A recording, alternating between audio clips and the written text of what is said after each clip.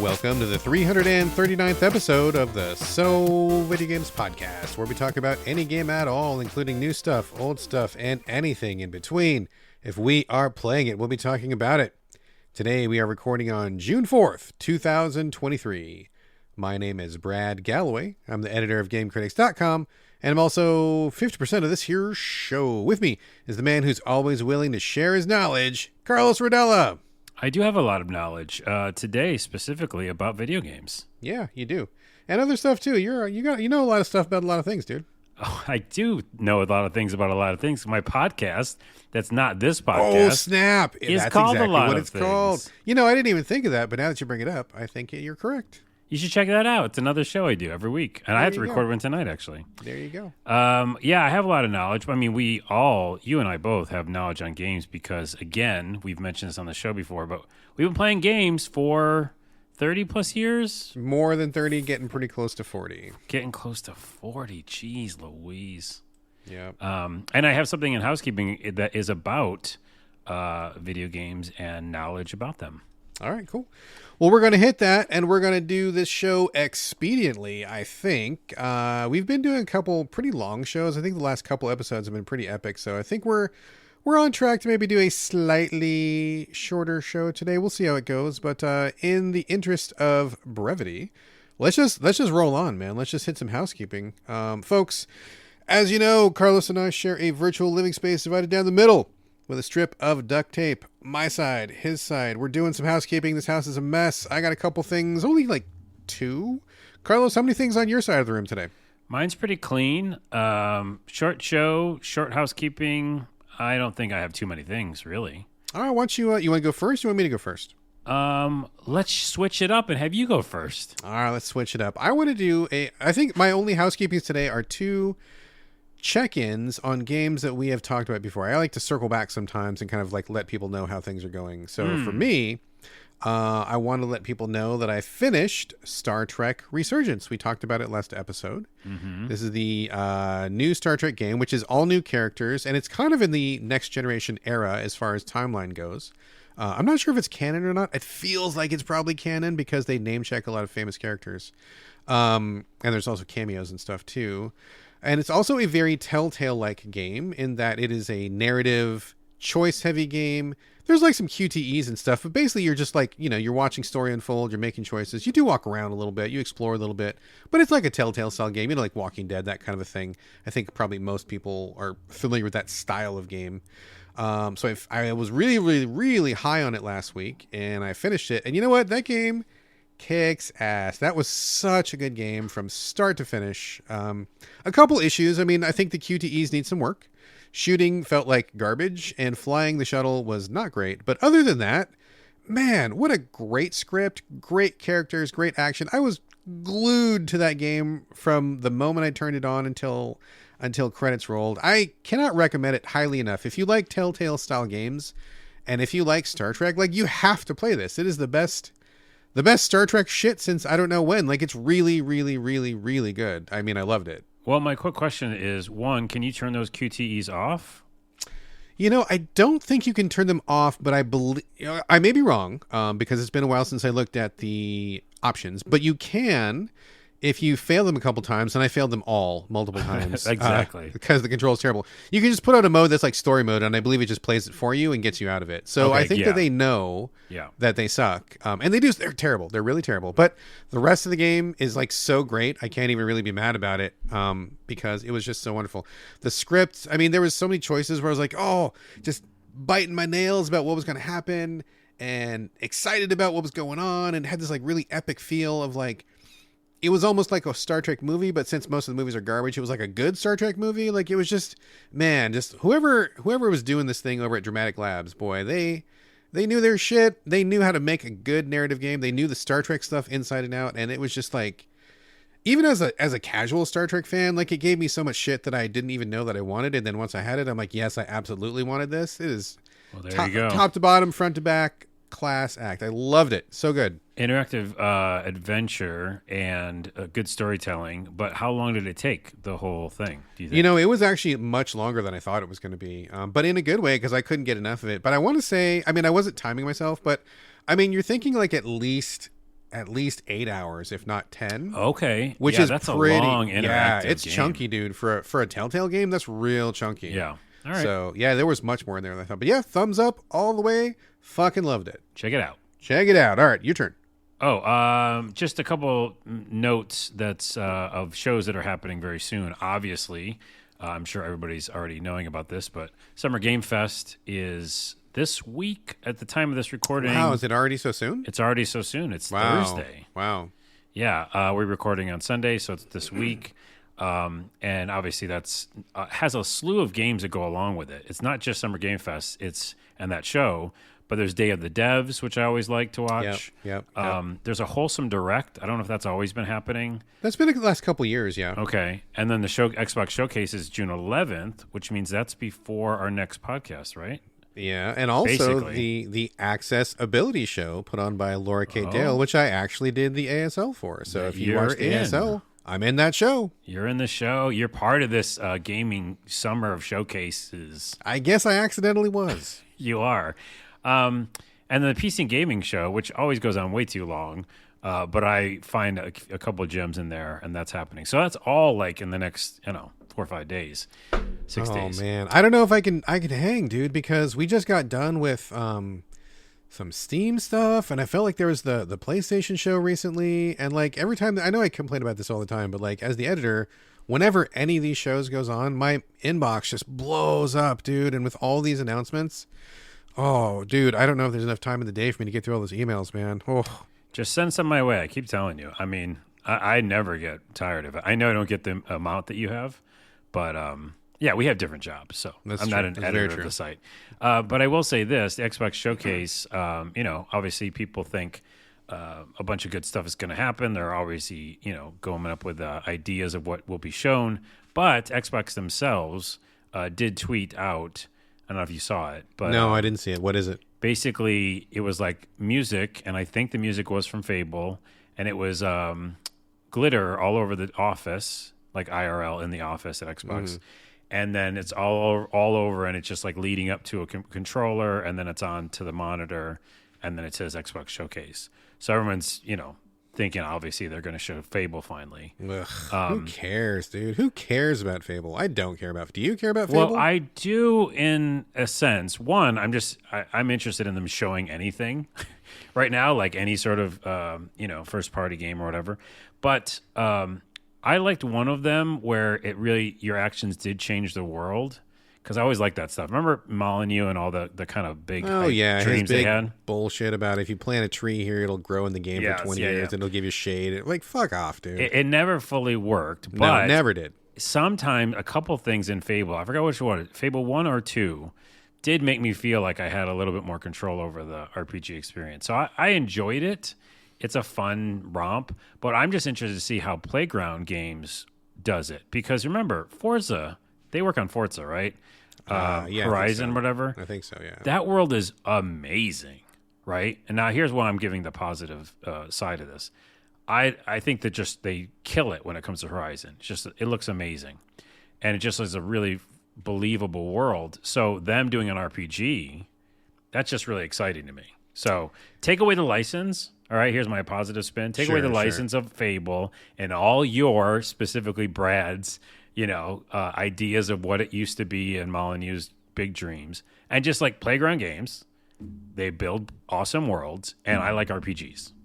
I mean, I get you. So I get that perspective. I completely understand what you're saying, and in that light, I'll be willing to take a look at what they have. But I'm going to take a hard stance, and not about Playground Games, because I know that they because this is the first time they're trying it. So yeah, exactly. So that's separate. But I'm talking about all the hard stance, big statement here. I'm going to just say it. All the Fable games have been crap. Like, there have been varying degrees of crap, but they have never been good. They have always had Molyneux talking shit, and they've always talked a big game, but none of them have ever really delivered to even half of what Molyneux has promised ever. And I've played, I think, all of them, and they're just not great. Like, there's a million games that are better than Fable. So I'm not excited. This is not a license I would have really pursued very heavily. I guess some people have fond memories of it from back in the day or something, and maybe they're going to do something good with it. This Playground people. Good luck.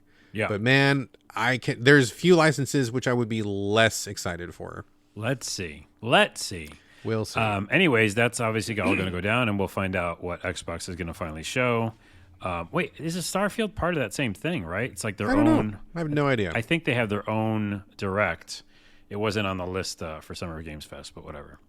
I just wanted to point out, this is a game I saw in the store, and I wonder if you have a code for it. I'm not sure, but to hell with the ugly. No, dude, no. Everybody's been asking me about that game, but I just keep seeing the visual of it. It's Yes. in the store. I don't know if it's an Xbox and PlayStation, but it looks amazing. I think it's on everything. But it's actually partially funded by the French government.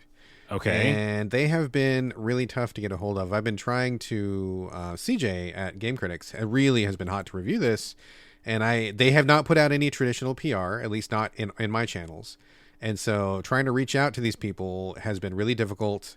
I have not gotten much play, and then they referred me to this one person, and they didn't get back to me, and I'm just like, whatever, dude. I mean, like, I hate it when I have to like work so hard to track down a game. But it does look amazing, though. It does look great. Yeah. Well, here's how I do it. In my world, is I don't. If I don't get a code, I just buy it. Just buy it, you know. And it's on sale again. This has to be said. Again, I don't want to put two consoles against each other, but every time I go to PlayStation, because I go to both stores, there's so many just random sales. Like for nothing, for like a brand new game. Like To Hell with the Ugly is a brand new game, right? Yeah. I think it's because I'm a PlayStation member, right? Whatever. You get those extra discounts. Minimal, whatnot, right? yeah. Even like the base version, like Essentials or something, you get the discount. So it's like $25, but on PlayStation it's $19.99 or whatever. Yeah, you get the PS subscriber discount, which is cool. Yeah.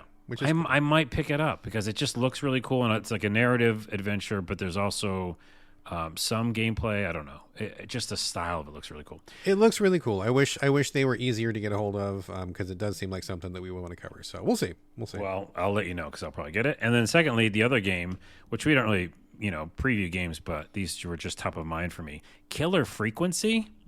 Oh yeah, Killer Frequency. I just saw a trailer for that. What a cool idea. You're a DJ in a like DJ booth or like radio station. Yeah. And it's like a mystery and you're trying to solve things, but you're also like playing records. I don't even know much about it, but I just liked the concept and it looked really cool. Yeah. I think we just got some email about that recently, so I looked at it, and it not my thing probably because it takes a lot to sell me on a first-person game, but it is kind of a cool idea. I might check it out.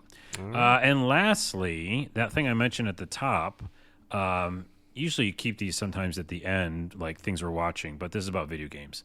There's a YouTuber called Never Knows Best. Every week, I mean, this shouldn't surprise me, but like every week you bring a YouTuber I've like literally never heard of, which is not a surprise because I don't know any YouTubers. But... And also there's too much content out there. So unless one of us says it, and on my podcast, a lot of things, or this one, then no one's going to find it because it's hard to find stuff.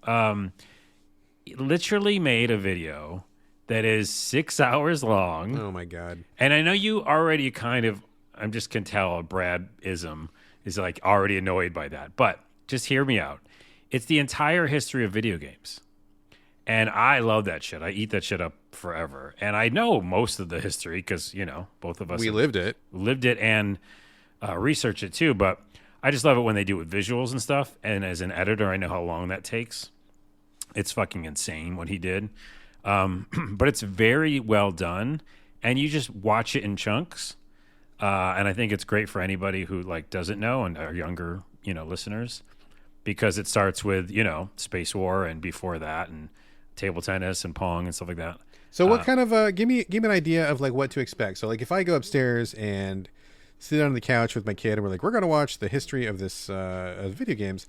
Like what, like, is it just visuals? Is there like a little commentary on each, or like, is he just picking the biggest games, or like what's the structure of it? No, he's going straight through to like I haven't got past like the Atari era, but basically it's, narrative voiceover, him explaining it, and then just visuals, which is like commercials and gameplay and everything. Like it's a documentary, like, but on YouTube. But surely he can't be covering every game. That's thousands and thousands and thousands, dude. He's covering all the main points, like not every single game. Okay, so not every game, but like the history of video games. So like how it started, then the console era, then the different consoles, and then all the way up until now. Though, like literally, he said the end of the video is Activision Blizzard acquisition. Oh, that was like last week. Yeah. Yeah. So like it's fucking great. So it's called Never Knows Best. Check it out. And by the way, it would be great for you and your kid to just watch because even a couple little things like we again lived through a lot of it, but I didn't remember that table tennis, which was released for the Magnavox Odyssey. Oh wow. Which I think I picked up at a garage sale when I was a kid. Mm-hmm. That came out before Pong. So literally Pong stole table tennis from Odyssey, who came up with it first, and then they settled. Did they really? Yeah, which means they admitted that they took it from them. Huh. So the reason why Pong was such a huge success is because they stole it. They literally, well, again, still's the wrong word sometimes, but they copied it, almost identically. And so, to be fair, not much to copy. It's like two paddles and a ball. So I know. I think the original had like 4 paddles or something. Okay. But yeah, it's just interesting to see those little notes. Anything that I didn't even know. So check it out. Check it out. Right, maybe I will check it out.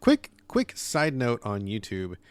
Not to get super political here because we do sometimes get political. We're not going to do that today, but I will notice that as people have been complaining about for a long time, YouTube, the algorithm is really slanted towards fascism right now.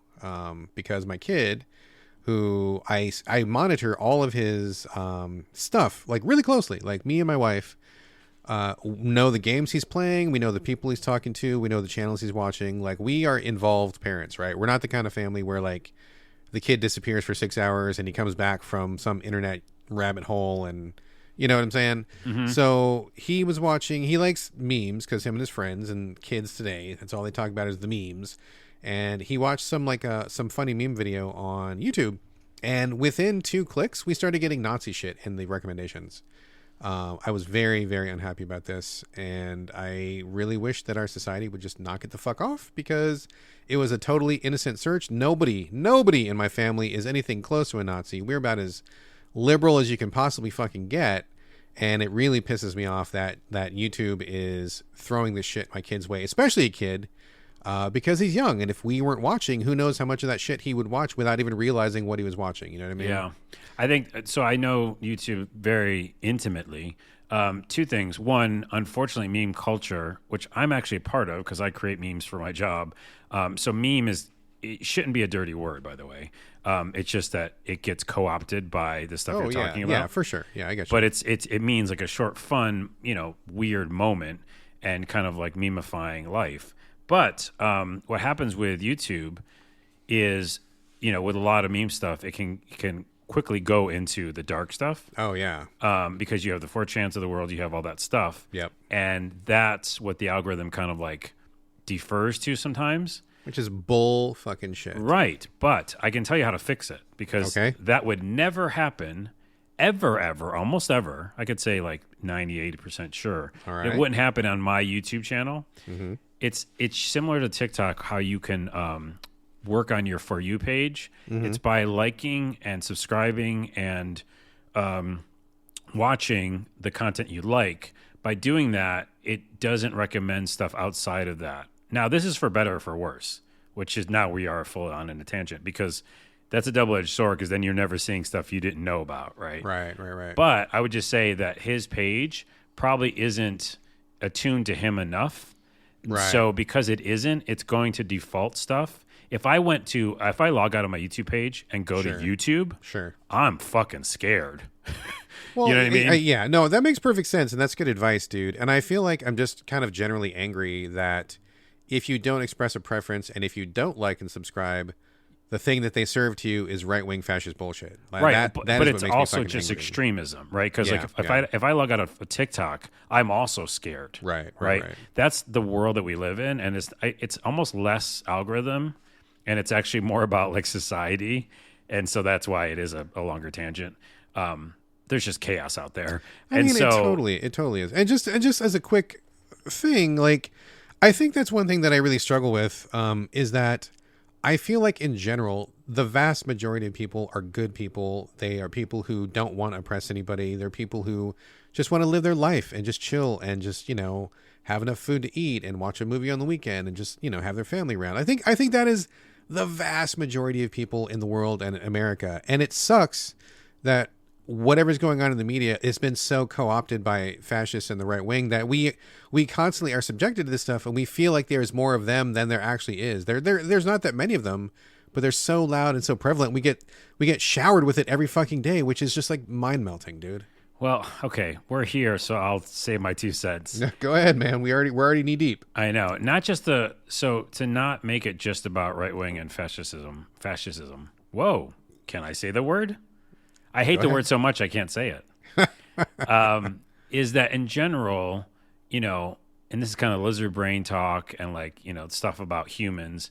Humans are attracted to, misery and chaos. It sucks. Yes, I agree that most people just want to like live their life and have a good meal and, have friends and family or whatever. And that's definitely default. But then our other part of our brain, like, looks at chaos, like it's drawn to it. And so when you say media, it's not even the media. It's just like content in general, whether there be content IRL or content online. They always play to our base needs of like seeing chaos. And so that's what happens is like the For You page, the Google algorithm, all that stuff. It goes like, hey, we know how we can get the most eyeballs. Go to the most distressing, terrible things. I mean, I agree, but that's the fucked up part is, right? Like, not only do we watch that stuff, but people like want to provide it because it all comes back to the engagement and everything. I mean, right. We need to just like be better creatures and just break that fucking cycle. We need to just be like, this might get us the most views, but we're not going to do that because it's fucking awful. We as a society need to evolve, which I've always wanted to do, and I do on a daily basis. Hopefully, a bunch of you listening at home do as well. But it's about getting the companies to evolve. Because companies rule the world. It has nothing to do with government. Unfortunately, government's part of it, but it's companies, and capitalism is run amok. So basically, you have these massive corporations calling the shots on everything, right? Why did Fox News even exist is because of Fox, the company. So anyways, it's about companies. They have to evolve. They don't want to because they can do the least common denominator. They can do the least amount of work and get the most amount of money. So that's it. But then it really does come down to our base of our human, though. We have to evolve as humans because if we don't, we're going to keep going to those base bullshit things like greed, and when you have greed in you, you don't care about all the other stuff. That's true. That is very true. We need to move on. We need to get better because, boy, we're living in a fucking toilet right now, and I really don't like it. Well, we're living in parts of toilets. There's parts that are not toilets. There's we always have to say that. Small bits of clear water in a very clogged toilet. Well, okay, hold on. Back to your point. Your homestead is not a toilet. No, mine is a little tiny ass patch of clear water. Right, it's clear water, right? But if your neighbors are clear water too, and maybe let's say 15 other neighbors are clear water, that's a lot of not toilet. I mean, it is, but overall, nationally, there is a lot of not toilet, but there's still too much clogged toilet going on. We need to flush. Let's stop the toilet talk. All right. Anyways, toilet talk is a good podcast name. Toilet talk is an okay one. That's a good one. We'll write it down. Let's move on and get out of housekeeping. But before we do, Nintendo Live. That's the show I was trying to think of. That's happening in Seattle. Oh yeah, that's something. It's like you show up to it, right? Like it's an in-person thing. It's an in-person thing, but yeah, I forgot that. I was trying to think of one of the shows that are coming to Seattle recently, and that's it. So it's in September, but I don't know. It's kind of cool. All right, there you go. Is that the end of your housekeeping? That's it. I'm closing it up. All right, do you have something? One last thing, but just my one last thing. Again, I want to circle back to a game that I was talking about earlier, just the continuing adventures of Sekiro: Shadows Die Twice. I'm still playing this game. I'm definitely going to beat it. I'll at least get to the last boss. I don't know if I can beat the last boss. I will do my best, but jumping back in, I talked about it last week, so just a quick recap. But I'm still playing it, and it's interesting some of the observations that I'm having now. So I played it when it dropped. Just quick background. Played it when it dropped. I thought it was really, really difficult. Had a hard time, struggled with it because I'm not great at parrying, and that is parrying the game. Like literally right now, I think I have 3 different parries that are active at any time on my character, and they're all for different things, right? So it's not even just parrying, what parry and when, and what flavor. So, but then I got to the last boss and I quit. For a number of reasons. Number one, it's way too fucking hard. And number two, I think I played it on PS4. Pretty sure I did. And the load times were just driving me batshit crazy. Because, you would get one-shotted by the boss. and then it was like load, walk, load, cutscene, load, and then it was just making me mental, right? I couldn't do it. So it's been like 2-3 years, probably 3 years since I played it, and it just bugged me. So I'm coming back and I want to finish this game. I want to just put it to bed and be done with it, right? I want to prove to myself that I can do it. So now that I'm coming back, it's interesting because in the interim, there have been a million parry games that we have played because Sekiro inspired them all. Fuck you.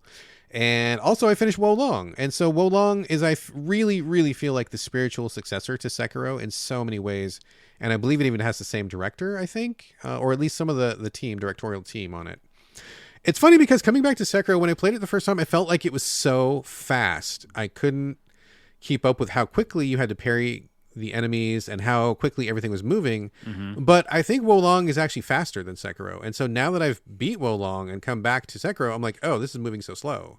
Yeah. I feel like it is moving. I mean, there's still fast parts to it. Don't get me wrong. I'm not saying it's easy because Sekiro is still hard as shit. But my perception of how fast things are moving and how quickly things are, like when you're in the battle, how quickly you need to parry things and stuff. I'm like, oh, okay, wait a minute. I can actually, like, I don't know.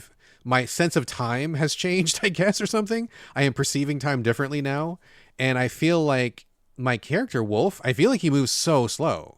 Not in a good way, like way too slow, because in Wo Long, it's like lightning fast. Like you attack, it just goes like your guy just goes nuts, and like you attack, and it's just like lightning fast. But it's an easier game. It's less brutal, so you have more chance to get used to it. And I think that's really one of its strengths. But coming back to Sekiro, I'm like, damn, Wolf, move your ass, man. Get the lead out, dude. You're like, slow. You're so fucking slow. Like, I parry and then I go to attack and like he's like doing the wind up animation and I'm like, what? Stab him, dude. Like it's strange how different it feels now, in comparison especially after Wo Long, which is really strange. But I will say, progress is coming much faster this time than it did the first time. Partly because I remember what's happening, but also just, I think, maybe somewhere down deep in my brain, some of that muscle memory was still there. It didn't really take me that long to get reacclimated to it, which is good. Most of the bosses, I beat in the first try, which is great. There's a couple that I didn't. A couple tough ones. Gyobu, the horse riding guy, took me 1 or 2 tries. I just beat Genichiro last night, who's a fucking asshole, and fuck that guy forever. 3-stage boss fight, and he cheats. But it took me maybe 10 times, which is not bad. It sounds crazy, but considering it took me 50 times the first time, much better. But it's funny too also because now that I'm playing it, and I felt this before, but I'm really noticing really hard the bullshit get good moments that FromSoft has put in there where I'm like, this is just bad design, you guys. This is you guys being a dick. Where there will be a really, really tough boss who spins around a lot, but you're in an extremely narrow hallway where the camera flips out and you lose track of the guy on the camera. That's a bullshit moment, right? Or I'm upstairs in this one little hallway in the castle and there's 5 guys in a room where it could have easily been 3 guys, right? It still would have been a challenge, but you wouldn't have died half as much. It's it's little moments like that where I'm like, oh, you guys are just being shitheads right now. This is not good design. It's really fuck you design, which I really don't appreciate. But it's interesting because if indeed the directors are the same between Sekiro and Wo Long, I think they definitely learned some lessons, despite the fact that Wo Long's hardest boss is the first boss, which is one of the biggest mistakes of all time. So dumb. Yeah, once you get past that, you really can see what Sekiro could have been if they just chilled the fuck out. So it's been an interesting comparison so far, and I'm still playing it. I'm still going to make my progress through it. I'll do a report next time I've got something significant to say, but it is pretty interesting coming back to it after all this time and after Wo Long. Yeah. All of that gave me anxiety. I don't want to touch either of them ever. But yeah, I don't blame you. But that muscle memory discussion we've had before, which is so true. Weirdly enough, and this is foreshadowing, but it even happened with a game that I'm playing just a few hours after I played it. I don't know if that's ever happened to you. What do you mean? How so? Tell me more. Well, just the example is Diablo, which I'll talk about in a minute. I love that game and whatever, and this is very specific to the review that I'm going to give, but there's a build that I have, and there's a way to play that build. From a previous Diablo game? No. In this game. Oh, in this one, okay. I have a character, and I do a certain kind of thing, and that's how I attack, which I'll get into. But the point is, if I just don't do that even for a while and go back to it, I'm like, wait, what? I was supposed to hit this button? Oh, yeah. Yeah. So, you just leave the game for a little while, and, you can totally forget that muscle memory. It's interesting which ones stick with you and which ones don't. Because I totally have had that sensation as well, where maybe it was some game that I love, then I come back to it and I feel like I've got two left thumbs and I don't know what I'm doing. Or like Sekiro, where I fucking hated it, but I come back to it and I'm like, oh yes, I remember exactly what I'm doing. Oh, it's the exact opposite. Yeah. So quick, before we move out of housekeeping, Carlos, I did want to circle back to you real quick. You sent me a link earlier about game difficulty, and I meant to remind you about it. Did you want to talk about that still? Because I think that might be kind of relevant. Oh yeah. Well, we're talking about difficult games. There was talking points. Was it a tweet? I forgot what it was. Maybe a YouTube video. I think that's what it was. Let me look it up. Yeah, I think it was a YouTube video about difficulty, and it was about System Shock, how recently the updated version, which I don't think you've played or I have played. No, have not. Basically does what the original version did, which is allows you to customize your difficulty in interesting ways, not just like make it harder, make it easier, but literally like sliders on puzzles and different aspects of the game. So I think that was really cool. And I guess, when we talk about difficulty, that is, they mentioned this in the video, which is for GameSpot. It's called More Games Should Do This, if you want to look it up yourself. But yeah, they're talking about how System Shock lets you customize the difficulty. And that's the topic, which is in general, like when we start new games for this podcast, there's easy, there's normal, there's hard, and there's usually like super hard. And it's just tricky to know which one to go with. And then also, like this video says, sometimes hard just means like it's going to ramp everything up. And, maybe you really don't want to do the puzzles, but you do want to do the combat. Maybe there's versions of the combat you like and other parts you don't, I don't know. Like, do we want that level of customization and difficulty? Well, I think this kind of came about when I was, I forget what I was talking about, but I tweeted something and that spurred you to send me the video. It was, whatever it was, I said something like, when you put a game on easy, that easy mode should be fucking so goddamn easy. It should be like baby steps, cakewalk, zero challenge, right? And I don't say that because I'm like I'm some guy that's like can't play games and I need to get good. I say that because, excuse me, there are so many things to get out of a game that is not challenge. Now, I'm not saying it's wrong to want challenge from a game. Like, if you want to test your reflexes, test your puzzle solving ability, like, that's cool. Like, go for it. I don't want to get in the way of that. But there's lots of other things to get from a game. There's simply like enjoying the environment. It's a really cool environment. Enjoying the characters, enjoying the music, enjoying, like so many different things. The lore. You want to just read about the lore. There's lots of people who are lore hounds. I mean, there's so many. The story itself. Yeah, just the story itself. Thank you. That's the biggest thing. Yeah. And I left it out. Just the story itself, just going along with the adventure. So I think that when someone is like, yeah, I want to play your game and I just want it to be really easy, like, just make it fucking easy, dude, because maybe they're saying, I like your game enough, I like your character design enough, I like your story, it's so interesting to me that I want to play this, but I don't need to be challenged by ultimately what is a very, very, very arbitrary set of expectations placed by the developers. The developers have their skills and their background, and they think, well, I think that you go to this room, you should be able to kill 20 guys to move on with the story. That's what I feel like is appropriate. And that's just your decision. But if you want to truly be accessible and open, and if you want to have people partake of your vision, you've got to accommodate people who may not be up to your standard. And so if you put it on easy, have there be 3 guys in that room instead of 20, right? Like, who cares? It doesn't matter. I wish more developers would just really go super easy. And I'm not saying take away hard. Like, if you want to have 15 levels of difficulty all the way up to Satan is stepping on your balls, like, go for it. Like, please do. But give other people options, because we're not all here for the challenge. We're not all here to spend 6 hours on a boss to get through just so we can see the next cutscene because I love the character, I wish people would just give a wider array of choices and not be so judgmental and so arbitrary about it. I agree, and that's why we originally were talking about it, and also that video kind of talks about that a little bit. Yeah, it did. But I watched it, yeah. At the same time, it really depends on the type of game, because if it's a game that has a pretty good and compelling story, yeah, I do want to know the end of it. And again, this is foreshadowing for Miasma Chronicles, for me specifically, because their easy mode, I believe, is called narrative. And it's not, motherfucker, because there's a problem. I'm on that easy mode right now. Yeah, it's narrative, okay? If you're going to really be narrative, to your point, then make it almost like no combat. Right? Because that's what narrative means. Yeah. It means you want to know the story. And it's almost like we should just talk about that game, but I love that story.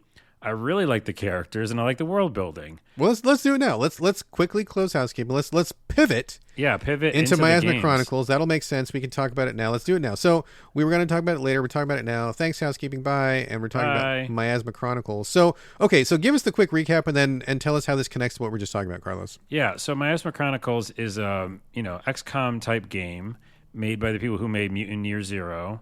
It's got excellent world building, dystopian, post-apocalyptic future. It talks about like a dead America because it tried all the wrong things, and it's this weird world where miasma, which is kind of weird material, has taken over.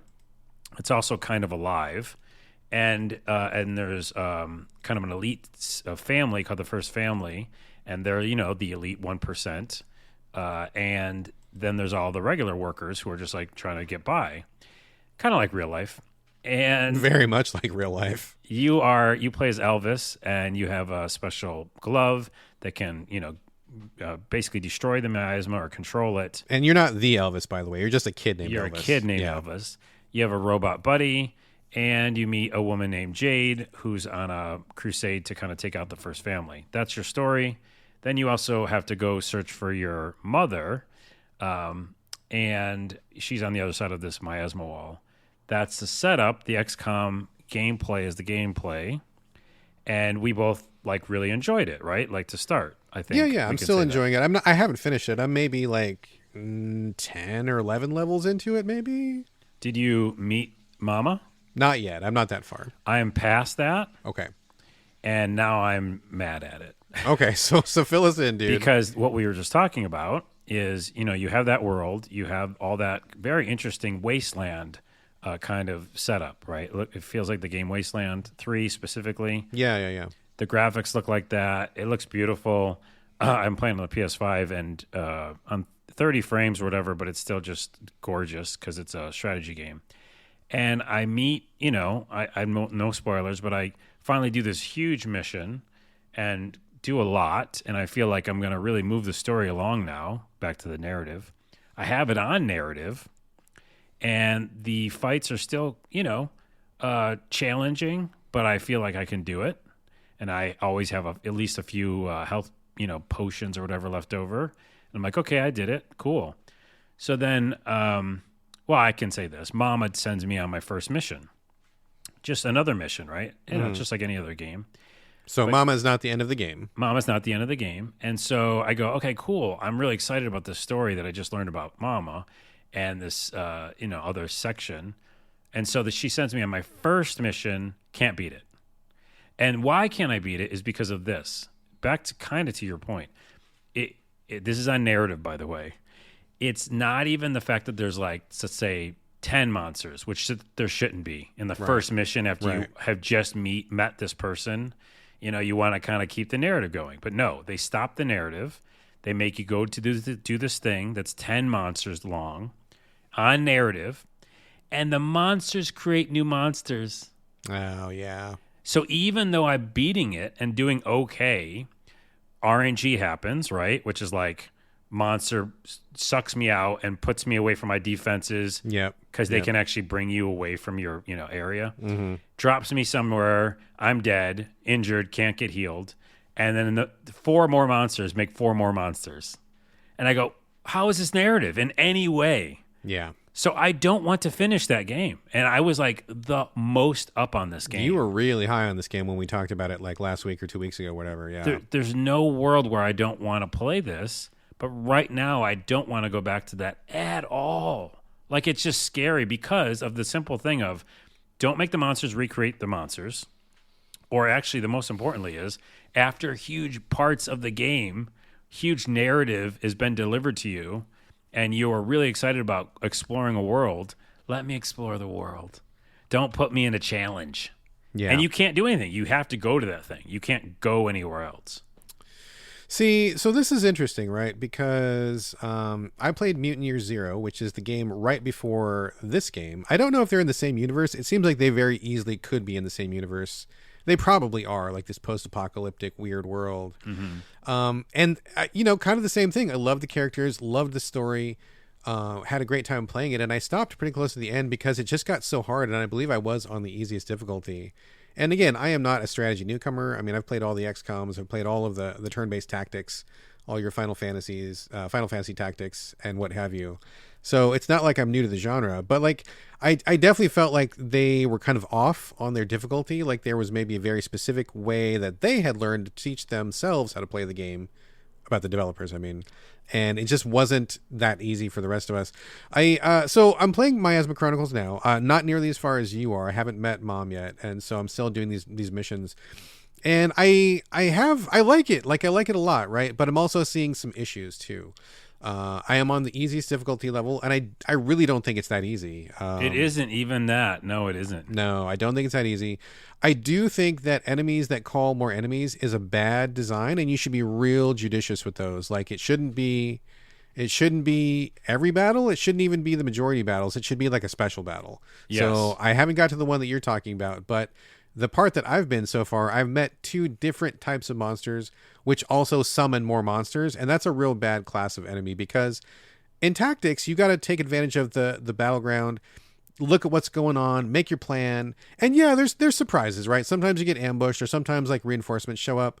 But like the bulk of this game is like knowing what you're up against and making the most of what you've got. And most of the time you're outnumbered. And that's where the challenge comes from, is like you enter a battlefield, you've got a team of 3, there's 10 guys there, you're outnumbered. So you got to be careful. That's usually where the difficulty comes in. It's not usually from surprise attacks from ads that come in later on, right? So I think that this game leans on those 2 heavily. Not a big fan of that. Well, to that point, though, real quick, Yeah. I don't think that should be in any strategy game, because what you just said is exactly it. The puzzle is figuring out what's in front of you and then how you can conquer it. And then back into that empowerment feeling good that you did it. Yeah. And a monster summoning another monster, and then, by the way, not just doing it once, but doing it potentially 4 or 5 times in a match. Multiple times. That's yeah. an action RPG game. That's a different game. I'm sorry. Like, that's a different game. Like, if I'm playing Diablo, that's a perfect example, and there's mobs, I get it. They summon other mobs. Got it. I have like 18, weapons and all these abilities, and I got it. Don't worry about it. Bring all the monsters. That's not this game. You know what I mean? Yeah, it's different. And I do feel like your characters are pretty underpowered for where you're at. Like, I feel like it takes too long to level up. Like, in the beginning, you get like, you finish one battle, you get a level, and then it's like you don't level up for like 4 more battles, because like the experience comes really slow. I feel like your powers are not that strong. Like, I don't feel very powerful. I don't feel as though I've got something that's really going to kick somebody's ass. Like the robot guy you have on your team is pretty good. He's got some good abilities, but the rest of the team don't really feel that strong. And so I never feel like, oh, I'm going to kick ass now. I just feel like I'm barely making it from battle to battle, which is, I guess, okay. But they really encourage you to use stealth to kind of even the odds. I mean, that's a big hook, not only to this game, Miasma Chronicles, but also to Mutant Year Zero. That was like its big hook, where, as you observed last week, Carlos, you start each map walking around in real time, and then you can see the enemies on the map, and you can hide, you can sneak around, and then when you feel like you're in a good position, you can go into combat mode and pick some of them off. And if you're careful and nobody notices that you've picked these enemies off, you can, theoretically get half the guys on the map dead before you even start the battle, because you've sniped them or whatever, right? Mm-hmm. But I feel like this doesn't really quite work. I feel like they give you this idea and then they immediately take away. Like they don't want you to have too much of an advantage. Number one, there's lots of times when you kill one guy and he's being guarded by 2 or 3 other guys, right? So like, not on every map can you snipe very many people. I look for this every single time. I go into stealth mode with Jade, who is the sniper. Yep. And I walk around the whole map, and like, yeah, you might be able to get 1 or 2 dudes, but there's still like plenty of guys that are covering each other, and you just can't get it done unless I'm completely missing something, which I don't think I am. Well, the thing you're missing, which I don't want to do, because again, it's laborious, which is you throw a fucking bottle, and then they come over to the bottle, and then you can snipe them. But like, so I tried that. I know you told me about it, and then I saw it in the game. Number one, bottles are a limited resource. I don't know if you can buy more, but I've only got like 3 or 4 of them. I don't have very many of them. And I tried this, and what ended up happening was you have to go into like a certain menu to throw it. You throw it, and then it just alerted everybody in the area. Like it put me straight into combat. So if I'm using it wrong, then that game needs to teach me better how to do it, because I'm using it how I would use it in another game, and it's not working. Well, it's got to be so far away. Basically, that's what it is. And they do one thing that I don't know if you noticed, but they put a red line. Yes, they do. Yes, attaching to a person, so if that's the person that's going to hear. And by the way, the whole squad won't be alerted. Sometimes you can just alert 2 of them. Right. And that's still doable because if you take them both out in time. But to your point, it's fucking dumb because they introduced the mechanic and then, like you said, they take it away because immediately it's now 15 men, or monsters, and 5 of them are grouped up. And there's 1 open, you know what I mean, by himself. Yeah, exactly. The map, and in fact, I'm in the middle of a map right now, and there's like, dude, I'm not even joking. I feel like there's maybe like 15 guys on the map. Maybe. Oh, there's 20. There's 20 in the map I was just in. Yeah, okay, so there's a lot, right? And like you said, like they're coming in groups of 5. I picked off like 1 dude, and I don't see anybody else who isn't being covered by someone else, and so I'm like, well, what else am I supposed to do? I can't lure these guys out because when I throw the bottle, the whole squad hears it. And I can't shoot anybody, so I guess I got to just jump in. So it sucks that they give you this idea, but then they're like, no, it's too powerful. We can't let him do that. Well, then why did you give it to me in the first place, right? If you really wanted me to do this, you would have the people be further out, easier to pick off. Like you would really be encouraging me to do it, but I don't. I get frustrated because it doesn't work that well. And another thing that is another idea that is great, but then they immediately take it away is your team powers, right? So like with Jade, if you're walking around, she's the sniper. If you snipe somebody and kill them, you don't have to reload, which is great because reloading takes a turn. But when you use like Elvis, he's got, I don't know if you had this or not. I have a glove where you can shock people with it. Did you get the shock glove? Yep, I have. Yep. So the shock glove is great, but you use it to sneak up on a guy and knock him out when no one's looking. And then it takes literally like 5 in-game turns to recharge. But if you're not in combat, the turns don't count. So it doesn't even make sense that you would be having these abilities to pick people off secretly, but you can't use it again until you're in combat. Like, why? Because it's too powerful, because it makes the game too easy. I mean, that's really the only answer. Same thing with the robot guy. He's got this charge, which is really good. And if you do somebody and get them knocked down, you can't do it for like 3 more turns, but turns don't count unless you're in active combat. So it's like, why do you even make these abilities? And then you immediately go back on them and say that I can't use them because you don't want me to game the system that you created? Like, it's so weird. And to that point, even in combat, Elvis's main weapon, which, by the way, the whole story talks about, it's the greatest thing ever, right? Yet it feels so underpowered because, like you said, you do one thing, and one of them is like pick up a person and throw them into like explosive barrels or whatever. Yeah. It was so defeating when I did that once, and the person didn't even die. It's really weak, dude. It's really weak. And then it said, wait 6 turns. Uh-huh. And I was like, do I even have a weapon? Because that's shit. I basically, I don't even use it. I just shoot, by the way. All those powers you just talked about, I use none of them. I use none of them. The only power I use, we're in the weeds right now, but I use Sniper, Jade Sniper. And by the way, it's still fucking bullshit when she's in battle. She has to always reload. Yeah. Always. Takes a whole turn to reload. It's so dumb. Give me 2 bullets, okay? Fuck that shit. And then I use her. I use Elvis's gun, like just general gun. Not his magic abilities. Nope. Yeah. And then I use the robot to tackle people. Yeah, the tackle. Because when really you tackle, you stun them, and then that person can't do shit. Because you want to have monsters and enemies not do anything. Yeah. That's it. That's how I play the game. Like nothing else works really to what they wanted it to. The electricity shocking thing that can hit 3 or more people, it's cool, but again, it doesn't usually kill people. So it's like it just alerted 3 dudes and hurt them all slightly, and then they just like fucking pounce on me. Well, the interesting thing about that, I think I agree with you 100%. Like, I think all of your abilities are pretty underpowered, and you never really feel... Like, I feel like the sniper rifle is the best thing in the game because if you can catch people unaware, then it's a good hit. Mm-hmm. But otherwise, you always feel like you're struggling. But I think that this game, very much like Mutant Year Zero, really lives and dies based on the stat manipulation. And by that, I mean there are these little alterations you can do to your weapons, like little add-ons, like a scope or a new clip, or on the main guy's magic, you can insert like little techno chips into his magic glove, and that changes things. So like when they do the electricity chain that you just talked about, it hits 3 people in a row. That is a bullshit hit. All it does, like you said, is alert people. It doesn't really kill anybody. But if you put I have an acid mod on it, so it does like 30 damage per turn over time. Like that is really where it seems like the real damage is coming from. But if you didn't find that chip, if you don't have chips, if you're not spending a lot of time really like rejiggering all of your guns to like really like get the most out of them. It's just way too difficult. And I'm not saying that as a defense, because I think it's really easy to not find these chips. I think it's really easy to skip them or just overlook them, or you didn't happen to do that one side quest or whatever.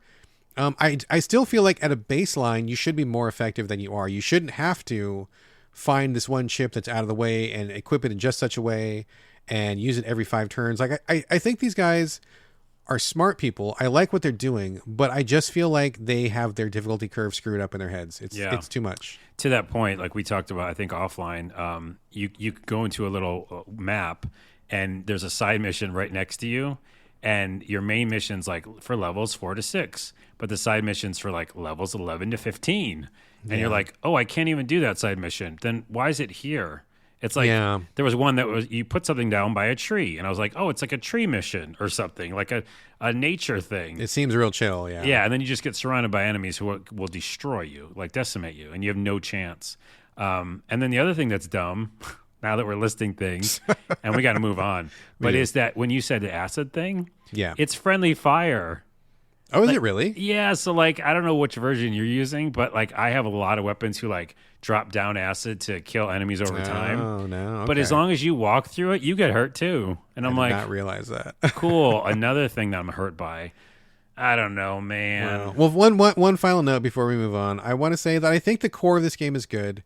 I think it's too gray. I think there needs to be more color in this game. This game is like 19 different shades of gray, which is really hard on the eyes. Oh, weirdly enough, I love that, but continue. Oh, yeah, it's way too gray for me. But I think these guys are doing good work. I thought Mutant Year Zero was a great game. I think Miasma Chronicles, honestly, is a great game. I think if they just tweaked it and just eased back on the difficulty, adjusted just a little bit of that thing, I think this would be a pretty excellent experience. And getting back to our discussion about difficulty a second ago, when I put it on easy, brother, I want this to be really easy for my own reasons, right? So just don't use your arbitrary like judgment on me. Just make it easy for me. Yeah. And if I want challenge, then I'll select challenge. So because it doesn't add anything for a monster to create another monster. I'm sorry, it doesn't add anything to your game. Yeah, I think they kind of missed on this one a little bit. I'm still playing it. I'm still enjoying it, but carefully. My shields are up.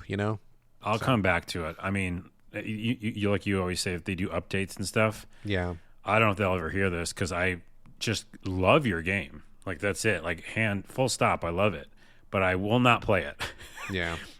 By the way, that's a good podcast name. I love your game, but I will not play it. Yeah, exactly. All right, that was Miasma Chronicles from the Bearded Ladies. Let's move on to the next game real quick here, Carlos. Homebody. I don't know much about this one. I know this is made by some kind of, I don't know, YouTubers or some personalities or something. I don't know who they are, but you knew who they were. And apparently they're pivoting into game making, which I guess is an interesting thing. Seeing a lot more personalities these days get into making games. So I guess it really...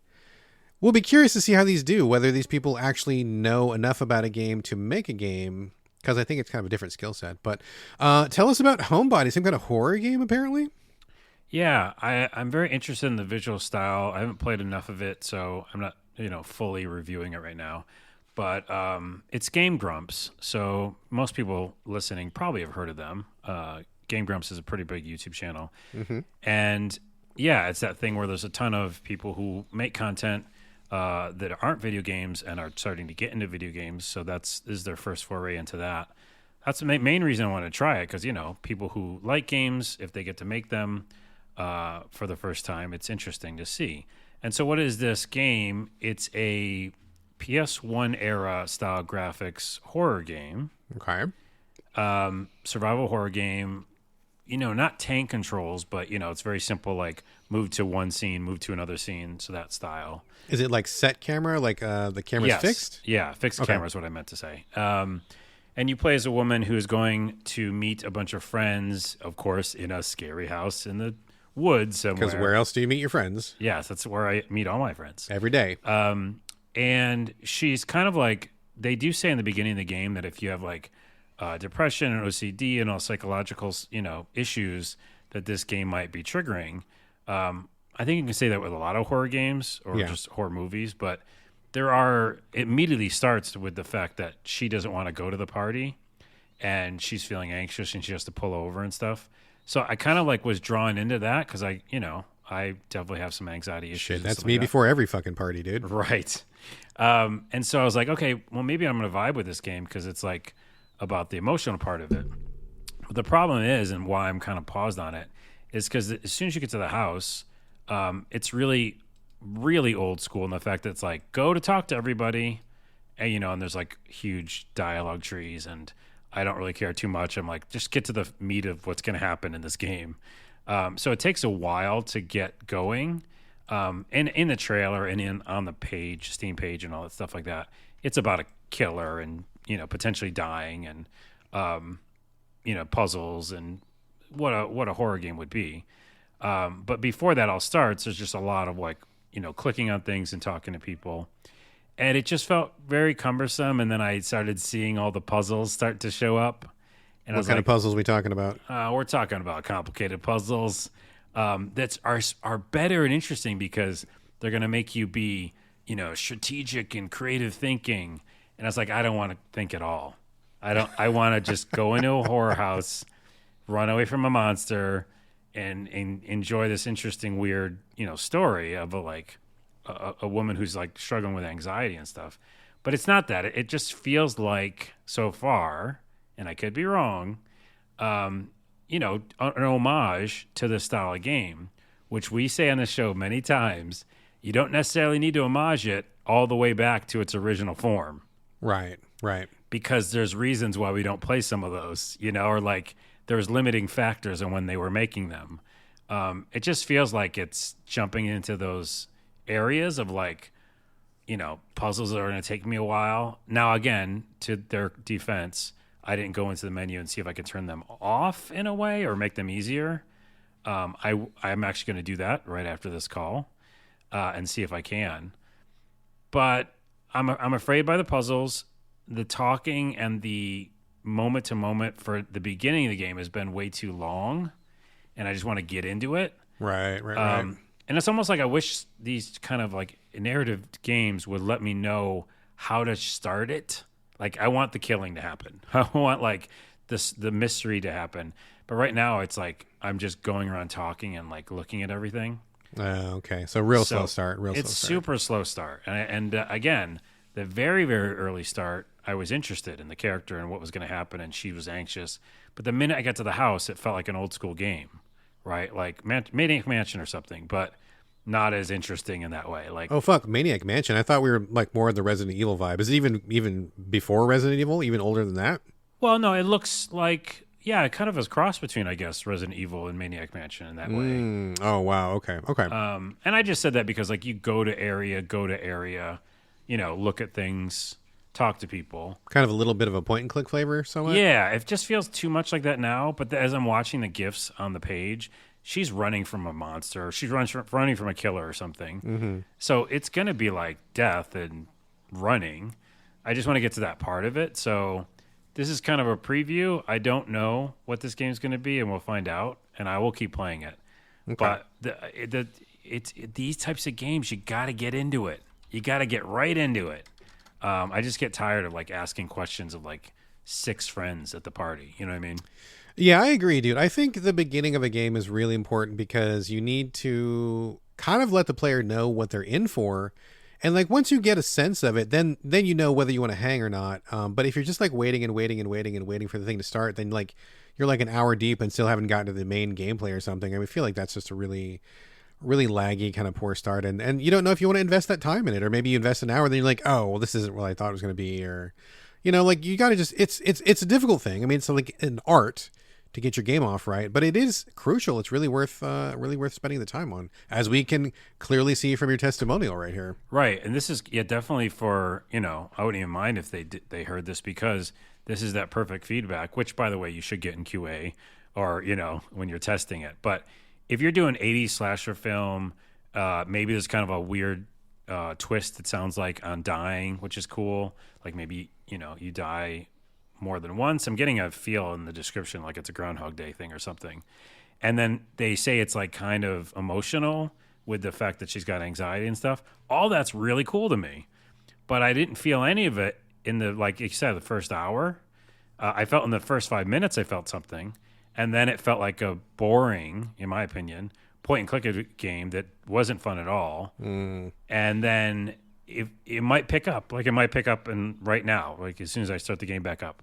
But yeah, it really is important to just kind of jump in. Are there like jokes and stuff? I don't know anything about Game Grumps. I mean, I've heard of them, but I don't know anything about them. Are they funny people? Or are they not funny? It's fun. Like I like their content, and they can be fun. Yeah, it can be really funny too. But this is not like a jokey. You're not no, like laughing. not at all. This is just like they're just trying to do this game. So far, again, just as much as I've played, and like all the narrative, all the dialogue stuff, I don't care about. Like I don't care about anything I'm hearing. None of it sounds interesting. So that's a problem. Yeah. The only thing that I liked is that there was a video game on the TV, and they let you play it. Like it went right into like old school NES game or something. Gotcha. So that was kind of cool. I was like, oh, neat. So maybe more that's showing up. It's just a slow start. And then I looked at the GIFs and I saw all these puzzles, and I was like, oof, if it's slow and those puzzles. But we're going to stop it now because I can't say enough because I need to get to the killing. All right. We'll get to the killing. To the killing and then report back. I mean, maybe it really takes off and then you're really hooked on it once you start running from people and stuff like that. So yes. We'll circle back to Homebody and we'll figure out what it is like once he gets to the once we get to the bloodshed. We'll figure that out. So. Once I finish this podcast, I'm going to get on there, see if I can turn off puzzles if they let me. And then I'm going to just try to mainline it to the killing. Turn off the puzzles, turn off the dialogue. And just get me to the killing. Just get to the killing. Just get to the running. All right. We'll circle back on Homebody. Let me talk for a minute about a DLC that just came out for a game that literally no one except for like me has played, which is a shame. The main game, which I talked about, a while ago on the show, is called Gerda, Gerda, Gerda, A Flame in Winter. This was a game kind of like a documentary, but also a fictional game. I think it's a fictional game with real historical elements woven through it, which is meant to give you a sense of what it was like back then. And this is set during World War II in the German occupation of a town. And I want to say it's Norway. I could be wrong on that, but it's one of those towns over there. And I apologize for not getting my facts straight, but it doesn't matter. I mean, the bottom line is it's a town that is being occupied by the Nazis, and what is life like in that town? And the main character of the main game is Gerda. She's a woman, housewife, and she's kind of like figuring out, how do I survive with these enemy factions in my town? What do I do? Who do I help? Do I put up with them and just kind of hope to make it through? Do I work against them? I mean, it was a really fucking fascinating game. I think it's a great game, really well done. It is an RPG light. So there are RPG elements, but it's all very quick and easy. You're not ever like, there's no grinding. I mean, there's no combat. It's really just like a narrative choice kind of a thing where the choices really matter. Like if you help somebody find toothpaste on the black market one day, like they might help you escape from the Nazis like 2 days later. Or if you decide to rat somebody out, they're not going to help you when you need some bullets, like a couple days down the line. Like, there's this whole thing about how do you relate to the townsfolk, and then how do they relate to you, and how does that relate to the Nazis in general? Really, really well done. I feel like it's extremely relevant given today's political climate, and I feel like it's just so rare that we get a game of this type where you're looking at these human interactions in a real life terrible situation, and I think it's excellent.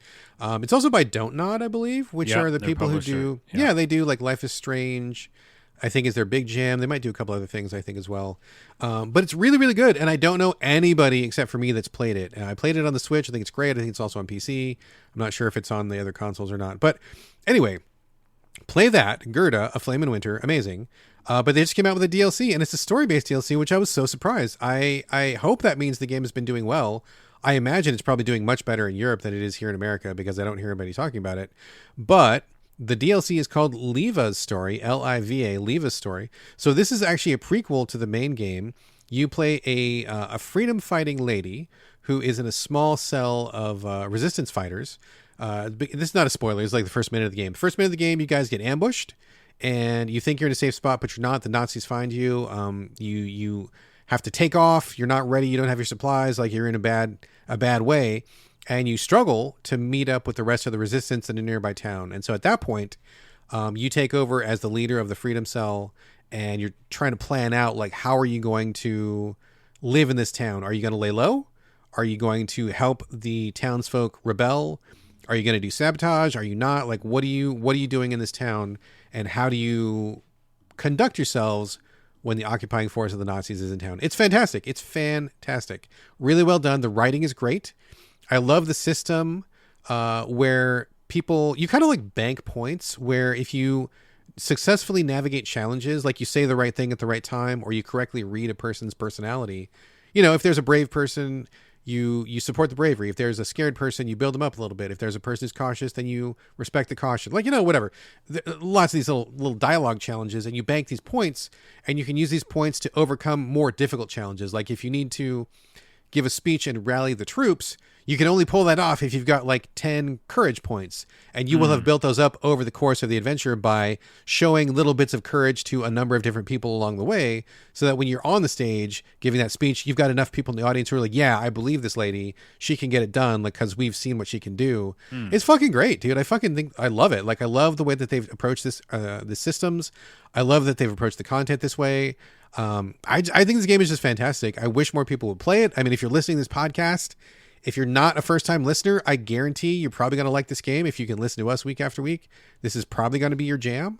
And I really would like to support more games like this, where they're taking something that we think we know, the RPG, and really putting it on its head, changing things up, and also bringing in something that's relevant. I think Nazism, fascism, occupation, combat, violence is something that we're all dealing with right now, and I feel like that this game handles it in a really mature and effective way. I think this game is fantastic, man. It's great stuff. Check it out. I'm looking at the Steam page, and it's giving me this War of Mine vibes. Similar in tone, different mechanics, but similar different tone. Mechanics, yeah. And then also like Papers, Please in a way, It's yeah, for sure. It's got a mixture of those, but its own thing. And yeah, check it out. And it's DLC. It's out now. On everything? Everything, I think. And you can buy a package that has the main game plus the DLC as well. So you can get it all in one fell swoop.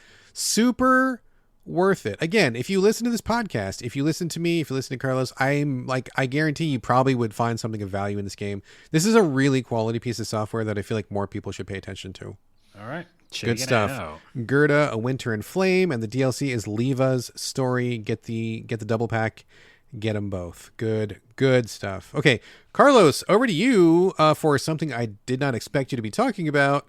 Puzzle Quest. We don't really talk about that very much. I know I talk about Marvel Puzzle Quest once in a while, but the mainline fantasy-based Puzzle Quest, which kicked it all off a million years ago, has just had Puzzle Quest 3 ported to PS5. Is that right?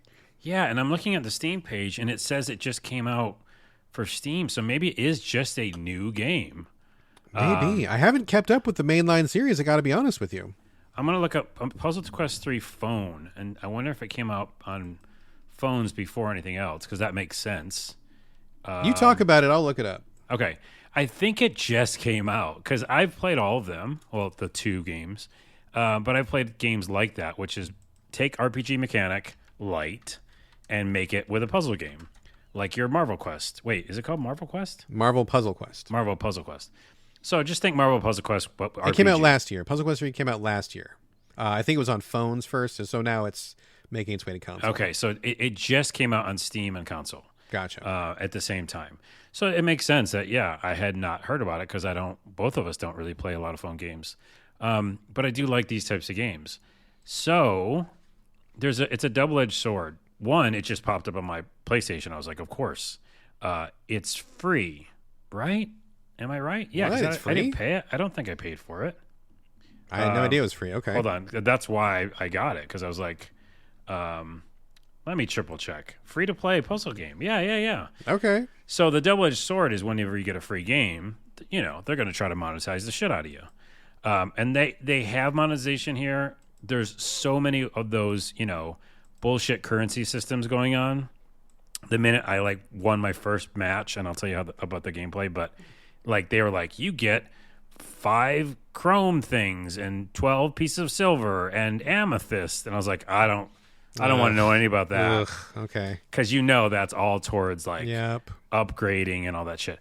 But again, early game, which is I played 2 hours of this fucking thing. It's super addictive, super puzzle questy, relaxing.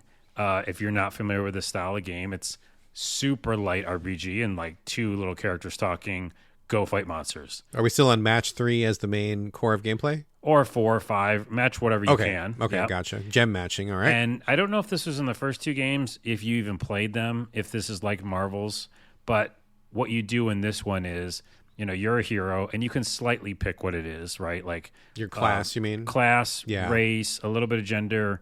They kind of, it's not like you don't get 1 for 1 on each class, meaning like I don't think you can be a woman in one of them or something. It's like, not every gender is every class, you mean? yeah. Gotcha. Certain classes are just certain types of characters. Sure. And certain genders. So you just kind of go with whatever one you want. But I found like a little dwarf warrior that I picked. So limited customization, I would have liked a lot more there because you're going to be with this character, in this game forever. Yeah. It's a free game, free as a service game. So they could have done better with that. But anyways, you pick your character, you basically just jump right into fighting monsters. So it's you and a monster or enemy on screen, and you are, left and right, and in the middle it's the puzzle. And you're basically trying to match up different colors to do add value to your attacks. So you have like special attacks. Like I think you start with 3, you can end up having like 5 or 6. And so you have 3 different attacks, and if you get enough purple ones, you'll fill up, like say you need 100 purple points or whatever. Before you can key off the purple Before you attack. can use it, yeah. Yeah, maybe. And then until then, you try to find the skulls on the board, and that's your basic physical attack. So if you could do 3 skulls or 4 or 5 or whatever, then you attack the enemy. If you don't, then you got to like basically get all the different attacks you have filled up with the different colors. Gotcha. But the enemy always gets to attack, by the way, so it's kind of Sure. bullshit. I'm like, you didn't fill anything up, you fucker. And it's pretty easy. Like, it's not like there's no barrier to entry. It's like you'll win a bunch in the beginning. And I haven't yet got super challenged by it. Like, I'm like, oh, I'm a little down. You have armor, you have like willpower, and you have your health. They added a couple new systems. And I don't remember in 2 if there was like as much focus on those like special abilities as there is in this one, because you can like learn new ones and stuff like that. Yeah, they had that. Yeah. Did they? Yeah. It's just super relaxing and addictive and fun. And I'm playing on my TV, so it's kind of fun to just like stop Diablo or any other like intense game I'm playing, which is ironic because it's a little like Diablo in the fact that you're just kind of always upgrading. But it's just so relaxing, and I'm sure on a Switch, it would be like perfect in bed material. And I have nothing bad to say about it. I guess the only bad thing I'll say is you're always upgrading things with your crystals and your amethysts and your whatever. And I can see the path to monetization. It's like I could right now buy a bunch of shit, and it feels a little pay to winny.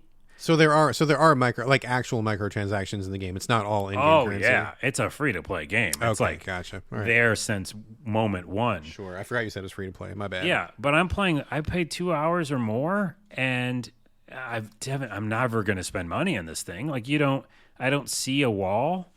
If it is, maybe it's like 10 hours in or something.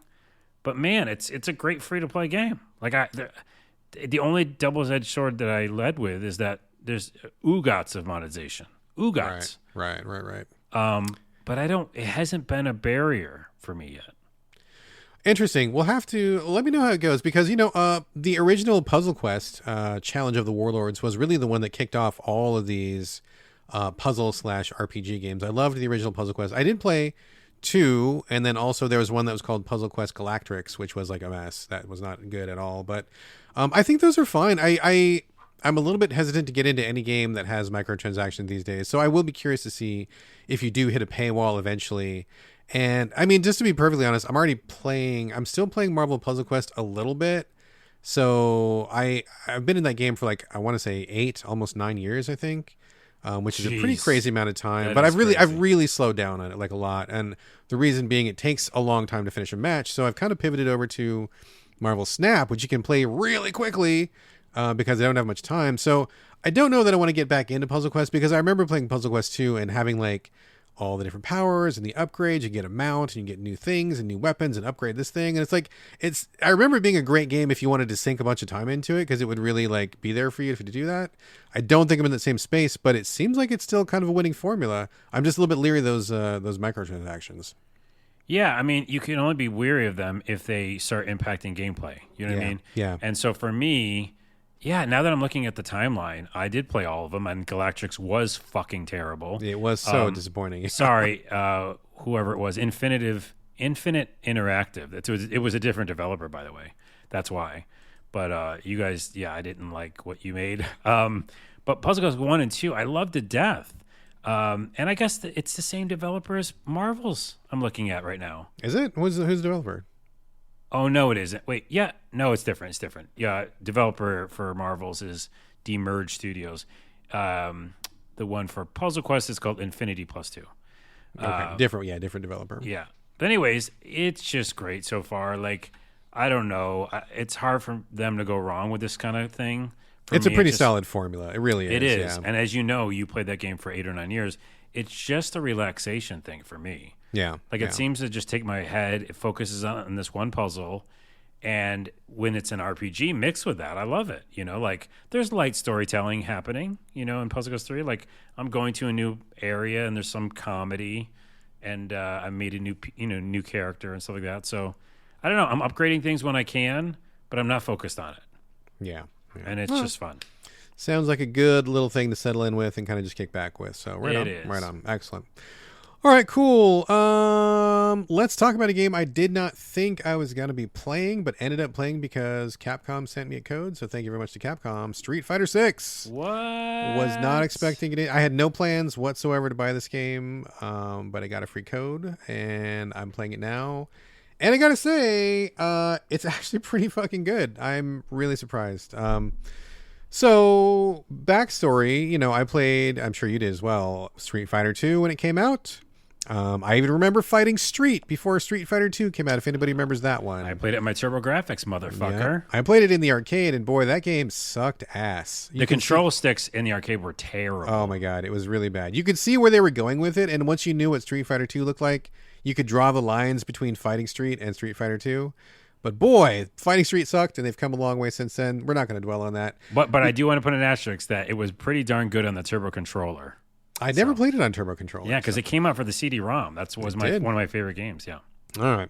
So Street Fighter 6. I've played basically every Street Fighter that's ever come out. Liked some of them more than others. Now, I'm not a pro. Like, I've never been like in the arcade, you know, the tournament circuit. I've never won a championship. Just casual Street Fighter fan. That's where I'm coming from, right? Like, I'll plink around with it. If I got a buddy over, maybe I'll play a little bit with my son or something. So just know that I'm not a pro. I do not own a fighting stick, if that tells you where I'm coming from, right? So I liked all the old ones, as most people did. I think the last one I really, really enjoyed was probably Street Fighter 3 or maybe Street Fighter 3 Alpha, one of those ones. Street Fighter 4 came out. It kind of lost me a little bit. Street Fighter 5, I did not play very much at all. It just didn't connect with me. But Street Fighter 6, I feel like is kind of I don't know if it's a return to form, but I think it's more of a pivot for the series. I feel like they have taken some feedback from the last two games, and I think they've changed things up. And while on the surface it may seem like just the next Street Fighter, no big deal, it does feel to me, again, not a pro, it feels significantly different in how it plays in a number of ways. Before I say anything else, I want to say that this game is actually pretty large. I'm sure that there's going to be more DLC content coming. I'm sure there's going to be more characters and modes and whatnot. But right off the bat, there's already a lot to get into. There's a roster of, I think, I want to say maybe it's like 16 people, something like that. So there's plenty to sink your teeth into if you want to start learning some characters. And since I'm not like knee deep in Street Fighter, a lot of them were pretty new to me. Like, you know, oh yeah, I know Ken and Ryu. Sure, everybody does. But like some of the newer faces, I needed to kind of learn. So just learning these characters effectively is going to take some time. And there's some interesting styles here. There's Manon, who's like a French fighter. She's like a dance fighter. So like she does ballet while she fights. Pretty interesting the way that plays out. A lot of really cool animations. Kimberly is my new favorite. She is like a graffiti artist, but she's also a student of Guy from Final Fight, another one of Capcom's franchises, and Guy was also in Street Fighter before, so she's kind of like a quick ninja. I love her animations. They're so cool and fun. Like, she's so bursting with energy. I think she's just like really, really cool. But a lot of the other characters are interesting. There's a really big grappling lady who's like this giant hulking lady, bigger than Zangief even. There's a kung fu guy who's got the drunken style. So there's a good mix of people. And I will say they've gotten away from the hyper cartoony exaggerated style that they were kind of on for the last two games. I feel like it's still, you're still exaggerated and stuff, but it's not over the top. Like it doesn't feel like I am watching a caricature of a fighting game. It feels like just kind of like slightly exaggerated style, but it all feels just more sensible. Like I'm not looking at something that looks weird. You know what I mean? Like off-putting. I like that because I was kind of off-putted by that. Yeah, super over the top and super like thick lines. Are those black lines still there? The giant feet and stuff was kind of weird. And so they've changed the art style, which I think is great. And they've also have changed a number of really significant things. So I can't, again, not a pro, can't speak to how much of a difference it is between 5 and 6. But for me, I don't remember these systems. I don't even know what they're called. They're called like, one is like an attack and one is a parry. I know we can't get away from parrying these days, but it's actually fine. It's a separate meter where it's like a rush forward that launches into a combo, but you can trigger it off real quickly. And it's like it's like the whole new move that you have where if you see an opening, you can go for it. You can also parry and it'll stop, I think up to 2 hits of a combo. So if you time it right, it just like completely negates those. So if something's coming in and you parry it right away, like it's just like a stop and you can turn it back around. But it's much easier to pull off than it was in past iterations, and it runs off a meter too. So if you abuse it, you're going to leave yourself extra vulnerable. So it's like another layer of strategy. Your regular fighting, your moves, your basic fighting, but then you also have to manage this other like meter, and I forget what it's called.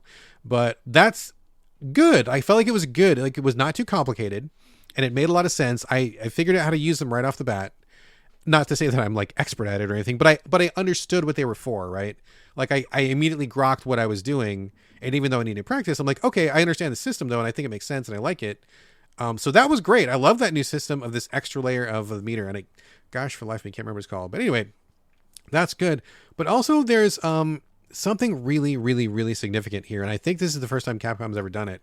They have added a modern control system. So in the past, Street Fighter is a 6-button game. You've got your movement stick, and then you've got light, medium, and heavy punch, and low, medium, and heavy kick. That's why you usually need to have a fight stick, because you need to have a controller that has the 6 buttons, easily accessible, and a good stick so you can do like all of the complicated like Shoryuken and fireball maneuvers and stuff like that. Capcom has finally realized modern controllers aren't shaped like that. They haven't been shaped like that since the Saturn, I think. Maybe you could get a 6-button controller for the Saturn. Yeah. It's been a while. It's been a minute, right? And so they have really approached this in a way. I don't know how the fan base is reacting to this, right? I feel like the pros are going to turn their nose up at it and scoff at it. But as someone who is just kind of like a casual player, this is fucking amazing, because they have reworked the whole control system so that you only need 4 buttons. And it doesn't sound like that big a deal, but it's a huge deal, because almost all of your super attacks are mapped to 1 button, and it depends on which direction you push. So instead of doing forward, down, forward punch for like a dragon punch, you just hit Y and forward. Like, yeah, and that's great. It's huge. It's huge, because if you're not great at doing those maneuvers, and some of them I'm better at doing than others. Like, for example, I can never reliably pull off Zangief's 360 like power slam maneuver. Yeah, I can never get it right. You just push a button and do it. So like, it enables the player to not only have easier access to these special moves without having to like train on a fight stick for a year, but also you just have a light, medium, and heavy, not a punch or a kick. Light, medium, and heavy, and special. That's it. That's huge. They're completely revamping it from the ground up. I don't know if you can like grok like how big this is, but that's actually major. Oh no. Yeah, it's enormous, right? And it's I want to say change. this. I want to say this. I've always had like a frustration with fighting games, especially recently. I like you, I played them in the arcade and stuff when I was younger, but yeah, that idea that like what's it called? I don't want to say gating system, or like gate people out of playing. Gatekeeping maybe, but like, if you didn't know, like you said, how to do Zangief's thing or Sonic Boom, and you kind of fucked it up every time, like I did, then you didn't even get to like participate really, right? Yeah, You just yeah. would eat shit and never win. Use your 50 cents or whatever, and you'd be done in 5 seconds. Yeah. Right, or in this case, you lose online and kick from the lobby, right? Oh yeah, yeah. But what I'm saying is, this I think levels the playing field, which could again anger some people, but other people are like, oh, at least I get to play because guess what? Even if I know how to do all these moves, I still can eat shit Oh yeah, because it's still about timing and it's still about which moves you do when. So I think it levels the playing field, and that's a good thing. Yeah, dude, you're exactly right. You're exactly right. Because coming to this, I was going to start with classic control because that's what I've always been used to. But I'm like, you know what? No, I'm going to actually use the modern control. I'm going to make a conscious effort to choose the new control system. I want to learn the new way. Because honestly, I don't have a fighting stick. I'm not going to be in a tournament. I'm not going to spend 20 hours mastering the frame counting and the timers and stuff. Like I'm just not going to do that. But I still want to have a good time with this game. And I got to say, even though it is a little bit mind bending because I was so raised on the old style, learning the new style I think is really great. Now, you're exactly right. This is not easy mode because anybody can still kick your ass just like any other Street Fighter match. You still have to learn how to do the moves. You have to learn the timing. And there's also like, the counter and parry system, like I said. But then there's also one of the buttons is called, I'm going to call it like it's an assist button. And what it does is it flips between the different moves. So like if you hit the medium button, it's a punch, but you hold down the assist button and hit it again, it's a kick. So like you still have access to these other moves if you want them. You don't need them, but you want them. They're there on a limited basis. You don't have as many moves as the straight up classic control style does, but you've got like, I don't know, 3/4 of the moves or something. And to be honest, I mean, most people are probably going to do the whole thing anyway. Like, does it really matter that you don't have the ducking short kick when you have the standing short kick? I mean, whatever. I mean, if you're a pro, you're not going to play with this control system anyway, so who cares? But for people like me and you who just want to have some fun, I think it does provide a very much needed shortcut into accessibility for playing these characters. There's also a bunch of stuff you can toggle in the menu. Like, there was even too much for me to even get into. Like, there was like pages and pages of like, toggle this, toggle that, change this, change that. I mean, I got to go into it with a fine tooth comb later on, but like I was like, oh shit, there's like, it's like I fell into like a 10-foot pool of like options. Like there was way too many options. So I'll check that out later. But I think the modern control system is pretty awesome.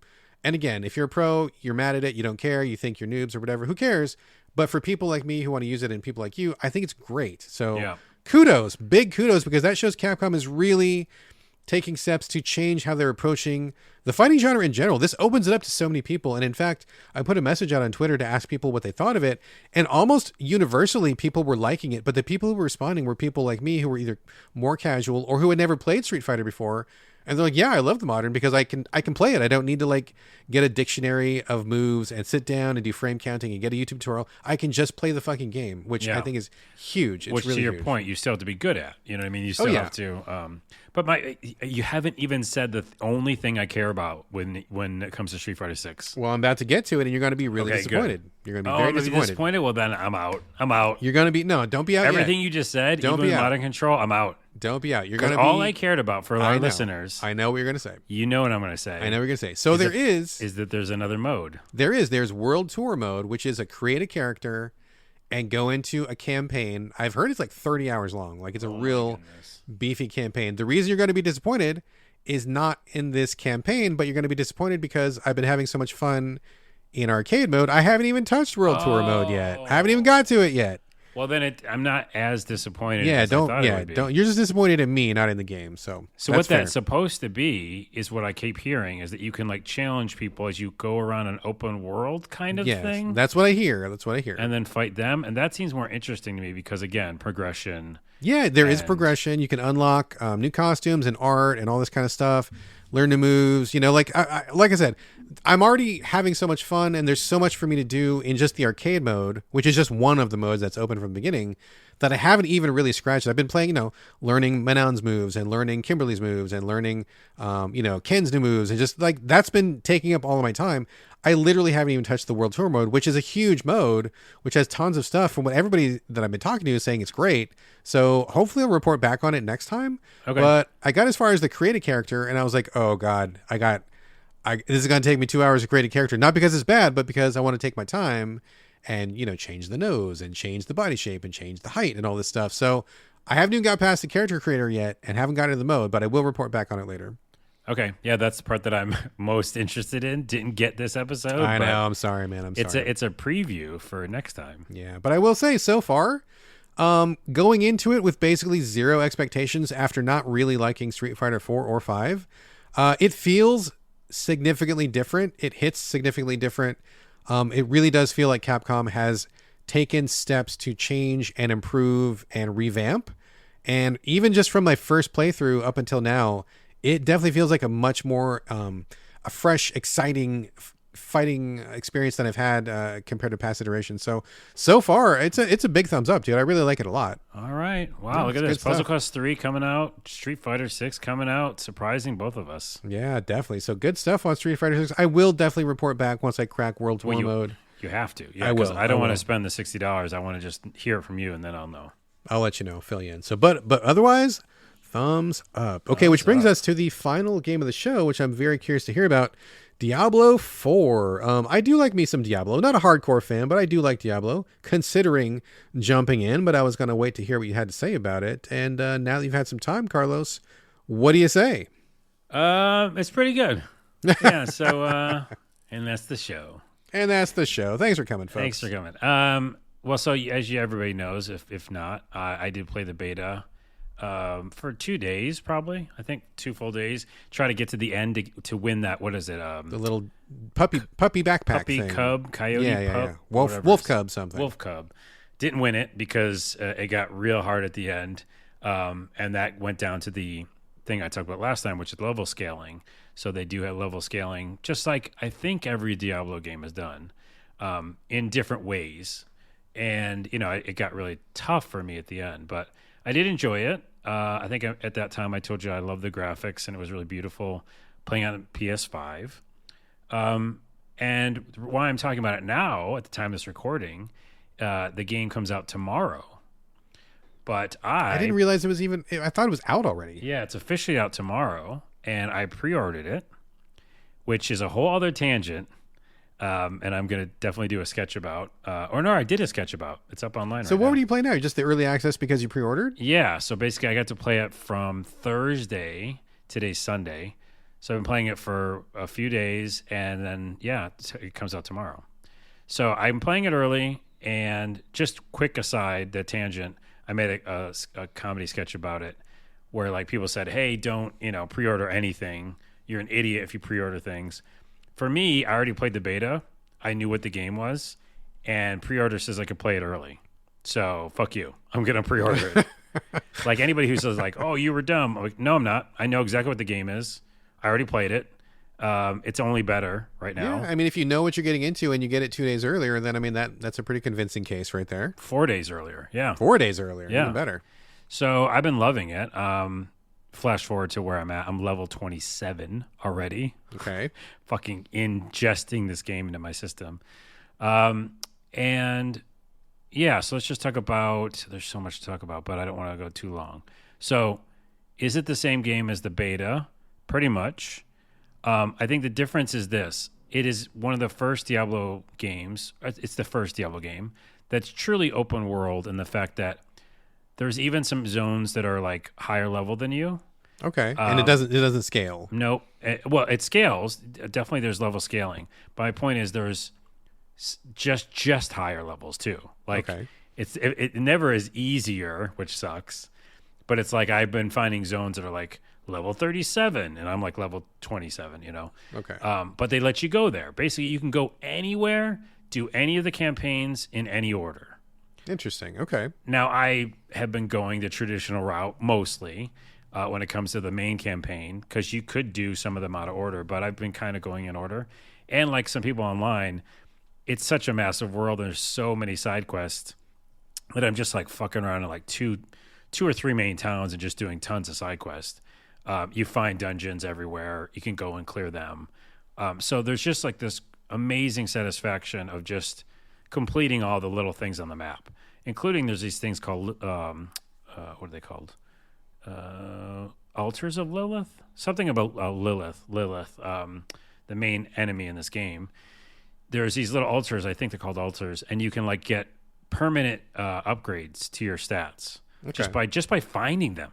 Gotcha. Okay. So there's no like, there's no attacking a monster and beating a boss.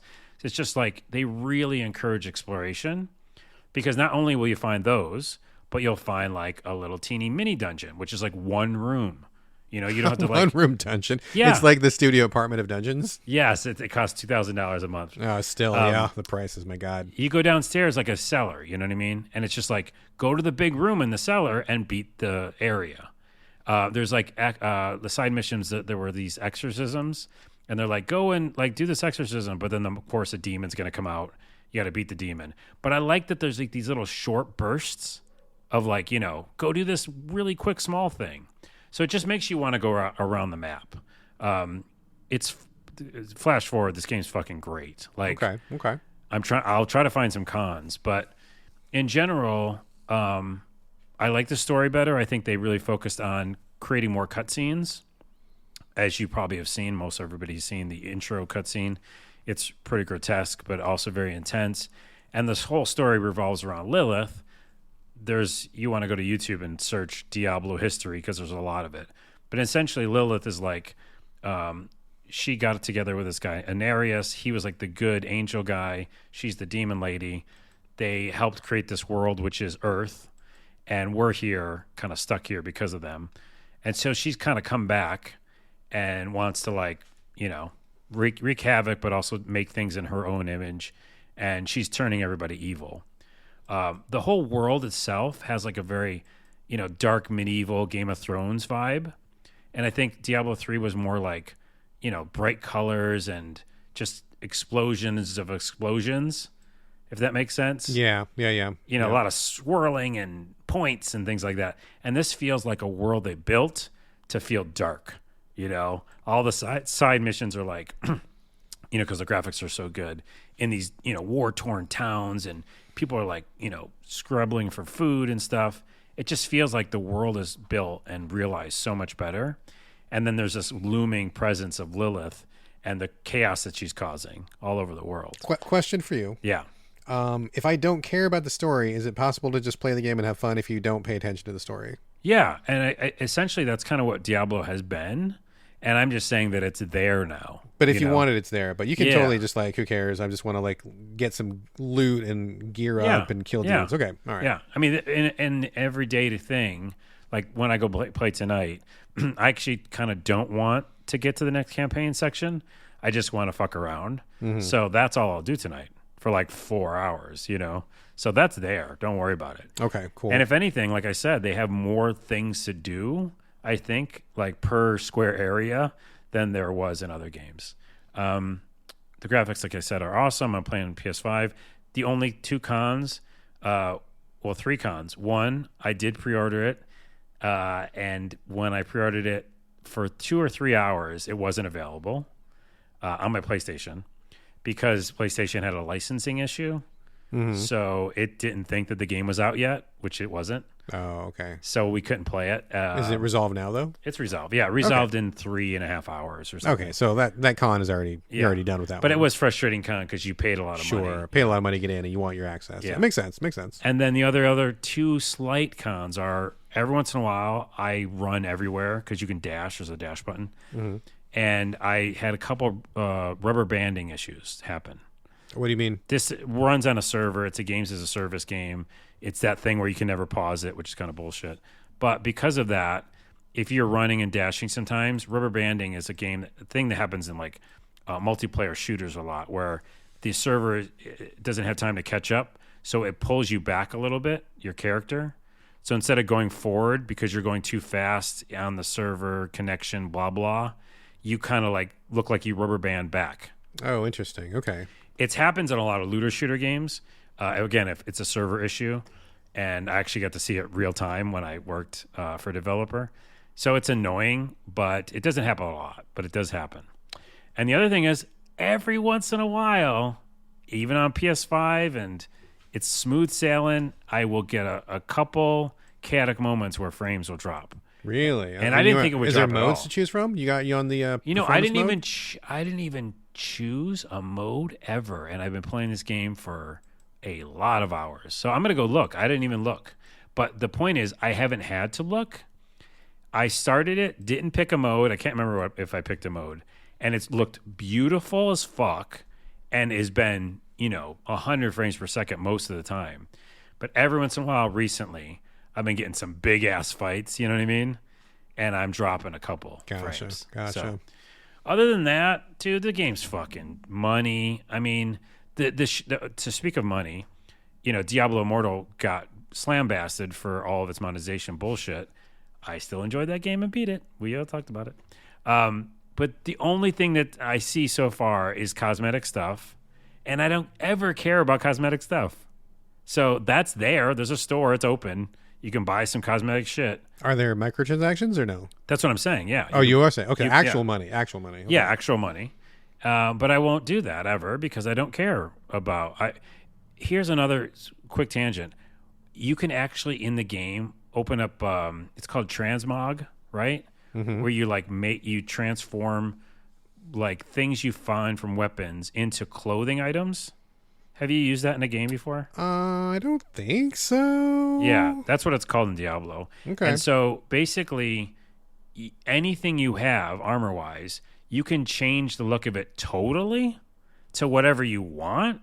Oh, okay. Are you saying it still has the same armor and function, but you can make it look like a different piece of armor? Yes, exactly. Oh, okay. Okay, yeah, I got you. Yeah, there is. Okay. I hate that. I'm a canon person. If I picked up this weird helmet, and yes, it's yellow and it doesn't go with my outfit, and it's got 5 horns coming out of it, that's what I found. Right. It's canon. You know what I mean? Oh yeah, I get you. I don't actually. Well, that's not true. I did it in Wolong. Was the one time I did it because it was just too ugly. But in general, I'm with you that it looks like it looks, and you wear it. If you don't, then you don't. So whatever. But let me ask you real quick. So I do enjoy a good Diablo from time to time, and I guess I'm kind of wondering, how. Number one, how diverse is the skill trees? I don't know how many classes there are, but within each class, are there 3 or 4 different subclasses, or what is the skill tree like? And also, how frequent is the loot? Is it because I think there's a very fine line between too much loot and not enough loot. Not enough loot, you get stuck with a thing that you don't like for too long and it gets kind of boring. But if you get too much loot, it feels like nothing has any value because every 5 seconds you're getting a new sword and you're constantly changing. So what are the skill trees like, and what is the loot ratio here? What is your time to loot? Answering those 2 to 3 questions is going to push us past the short show idea. We're going to be 2.5 minutes. Show. No, I don't know. Maybe I could do that. Okay. It just brings up a good point because I'm glad you bring it up because it brings up my build, which we'll talk about that in a minute. But before, let's talk about loot. So I think it does a very good job of loot. Now, there's world tiers, which was introduced in, I don't know which version, but world tiers is difficulty, right? Yeah. So I keep it on 1 because I want to play the game. I want to learn the story. I want to it's already hard enough and when you get mobs of monsters. So I'm on tier 1, but in the different tiers, you'll get different drops, right? So you will get more legendaries and more kind of things like that as it gets harder. That said, in general, I'm always finding something new. I don't know if that's what you're, looking for, but I'm never inundated to the fact that it's not fun anymore, but I'm always interested when I, finally get a legendary or finally get a rare item. Right. I don't want to go to my menu every 5 seconds because I've got too much loot. But I do want to be excited when I get a new piece, it's a very delicate balancing act. You know what I'm saying? Well, okay, here's the thing. There are a ton of rares, so I am going to my menu a lot, but I'm going to my menu for a different reason. There's very few legendaries. I have 1 legendary piece of equipment right now, and I've been playing the game up to level 27. I think I found 4 or something, but I have 1 that I like, and it's my helmet, But the point is, there's a lot of rares, so there is a lot of menu shit to do with those. Mainly, you just salvage them to get the shit off of them because you can. This is why I said it could take a long time. You can upgrade every item you have. The trick is, do I upgrade something when I'm just going to find something better? And the short answer is yes, because if I've salvaged a bunch of rares, I get a bunch of materials that allow me to upgrade, okay? Mm-hmm. I find my legendary, and now I upgrade the shit out of it until I find a better legendary. Gotcha. Or I have a rare item, I upgrade the shit out of it until I find a better rare. So that thing happens all the time. so that, I don't find it annoying. It's kind of like relaxing to me, but it's not like I'm still finding a ton of commons, Right. So, Yeah, and I don't mean to say that I don't want loot and stuff. It's just sometimes in some games where you pick up stuff and it just gets really boring because nothing ever feels valuable because everything you just cycle through it so fast, right? Yeah. Which is a bummer. So I want to get something where I'm like, I want that feeling of like you get a drop, you're like, oh snap, what is that? And then you use it for like an hour. You're like, oh man, I love this helmet. This helmet's so great. I want there to be a reason to get excited, not just like it's a +1 or just Shit. like, you know what I'm saying? So the real answer then is not that. The real answer is the problem is the level scaling, because it's still a problem. Like I love this game. I'm gonna play the shit out of it. I'm gonna beat it. I'm gonna keep playing it as a games as a service. There's no way that I'm not playing this game because they do everything else right. Okay. But the level scaling, in my opinion, still is wrong. It's still fucking dumb. I hate it. And the reason why is because what you just said could be true. I have a great helmet. I just found this great. I by the way, I do dual wielding in this game. Okay. It's my main. I'm a barbarian. Dual wielding with axes, usually axe and a sword. There's lots of reasons why, and I'll get into that some other show. But with that, I lost my train of thought. What was I just saying? You were saying that the level scaling is fucked, and you right, have because I pick up great ones, but it doesn't matter because I will replace them because all of their damage is negated when I meet any skeleton, because a skeleton's going to be level 27, and so it's still going to be spongy even if my weapon is better. Okay. And so that's the real problem. I don't find enough people talking about it because it makes it, for me, a less fun game. It still does everything else right with its addictive loop, its beautiful gameplay, and I think the better story building. But the problem is there, and I think it's fucked up because it doesn't let you feel really good, to your point, about something new you got. You can feel partially good about it. That was my question was, ultimately getting around to it too, was like, I know that you like the feeling of getting better. I like it too. Numbers going up, but I want it, maybe not for the whole game, right? Like, I don't want to get like a sword and then the whole game is on like unintentional easy mode for the rest of the game, but like, I don't want to always have the exact same level of challenge. I do want to have a few minutes where I'm like, oh yes, I'm kicking ass for like the next 20 minutes or something. And then, maybe the enemies catch up or something. But so you're saying like, it's basically just kind of a flat line. Like you're always kind of having the same level of struggle. Perfect transition to the last segment, which is the build. And so the build and the stats, and I think I told you this is why I was excited to go back into it, because I learned about this, is that this game is more about stats and your build than about leveling. Yeah. So yes, the short answer is it's a flat line when it comes to, the skeleton's going to be 5 hits, potentially. Yeah. But if I've leveled and I've unlocked enough things, I have more options, right? Like I can jump around the field. I can do all these different moves. If depending on your class, you have, if you're a necromancer, you have all these skeletons with you or whatever. So you have more options that make it easier, in quotes, because you have more things to do. But on top of that, this is really a game about a build. Before I started the game, I went and looked online and found a build that I liked. And I'm a barbarian bleed build, which means Barbarian bleed. Okay, that's a pretty good which intro means podcast too. Oh, it is too. Because what that means is I really focus on not like the whirlwind barbarian. This is in the weeds talk, but where everybody sees a barbarian that's spinning around in a circle, 360, just killing everything. That barbarian, by the way, is not doing enough damage. It's basically just doing base damage. A bleed barbarian goes slower, like a stoic kind of, I'm role-playing as a barbarian. But what it does is it does bleed damage on any enemy. I straight up can go into a fight a bunch of monsters, hit it with my bleed damage thing, which takes a certain cooldown, whatever. I can just leave, like dodge and go and fight some other monsters. Those motherfuckers might just die. Right. Because they're damage bleeding. over time. Yeah, damage over time. Yeah. I'm also slowing them, and because there's such a delicate balance with this build, I built it so that every time I bleed them, there's like 5 levels of slow that they get too. Yeah. So that's going on, as well as I just opened up an ultimate. An ultimate is 2 barbarians show up and just clean house. And you can it's 60-second cooldown on that, right? Mm-hmm. So you can't use it all the time. Right. So that's my short answer is it really isn't about your level, and sometimes not even about your weapons. You just got to make sure they're good. And this isn't for everybody, but it really is about you building the build, and that makes you better. because right. I had this thing called Death Blow, which is like insane damage. But check this out. I have to kill with it. If I don't kill with it, it goes to a 15-second cooldown. But if I do kill with it, there's no cooldown. Gotcha. So it's such a fun, it's like a mini game, right? Yeah. So I'm doing bleed, death blow if I kill, death blow if I kill, death blow. And that's just a barbarian. You know what I mean? They have those mini games if you're a necromancer, if you're a rogue or whatever. So I think that's the brilliance of this game. And it's kind of comes at a cost of it's not about the swords and the weapons. Right. Well, that makes sense, though. I mean, because build, I think, is a pretty key part of something like this. And I mean, I guess, it sounds like you like what you've landed on, but are you pretty happy with the skill tree? If you didn't want to go whirlwind or bleed, I mean, were there like 3 other barbarian types that you could pick up on? Do you need to do like an online guide, or are you just kind of feeling your way through it? Or like give me a little bit more detail on that. I would suggest everybody go to check out builds before you start, because you will feel like lost. Other games I haven't, but this one you do want to have something in mind.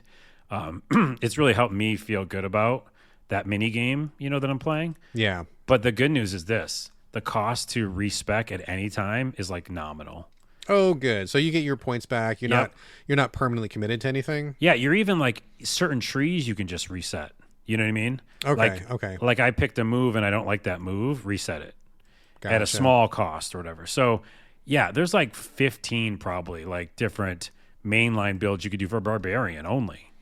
Okay. Well, that's good. That's good, because that's one of my main complaints about RPGs, is not being sure how something's going to go. You invest in it, and then all of a sudden you don't like it, and you're fucking stuck.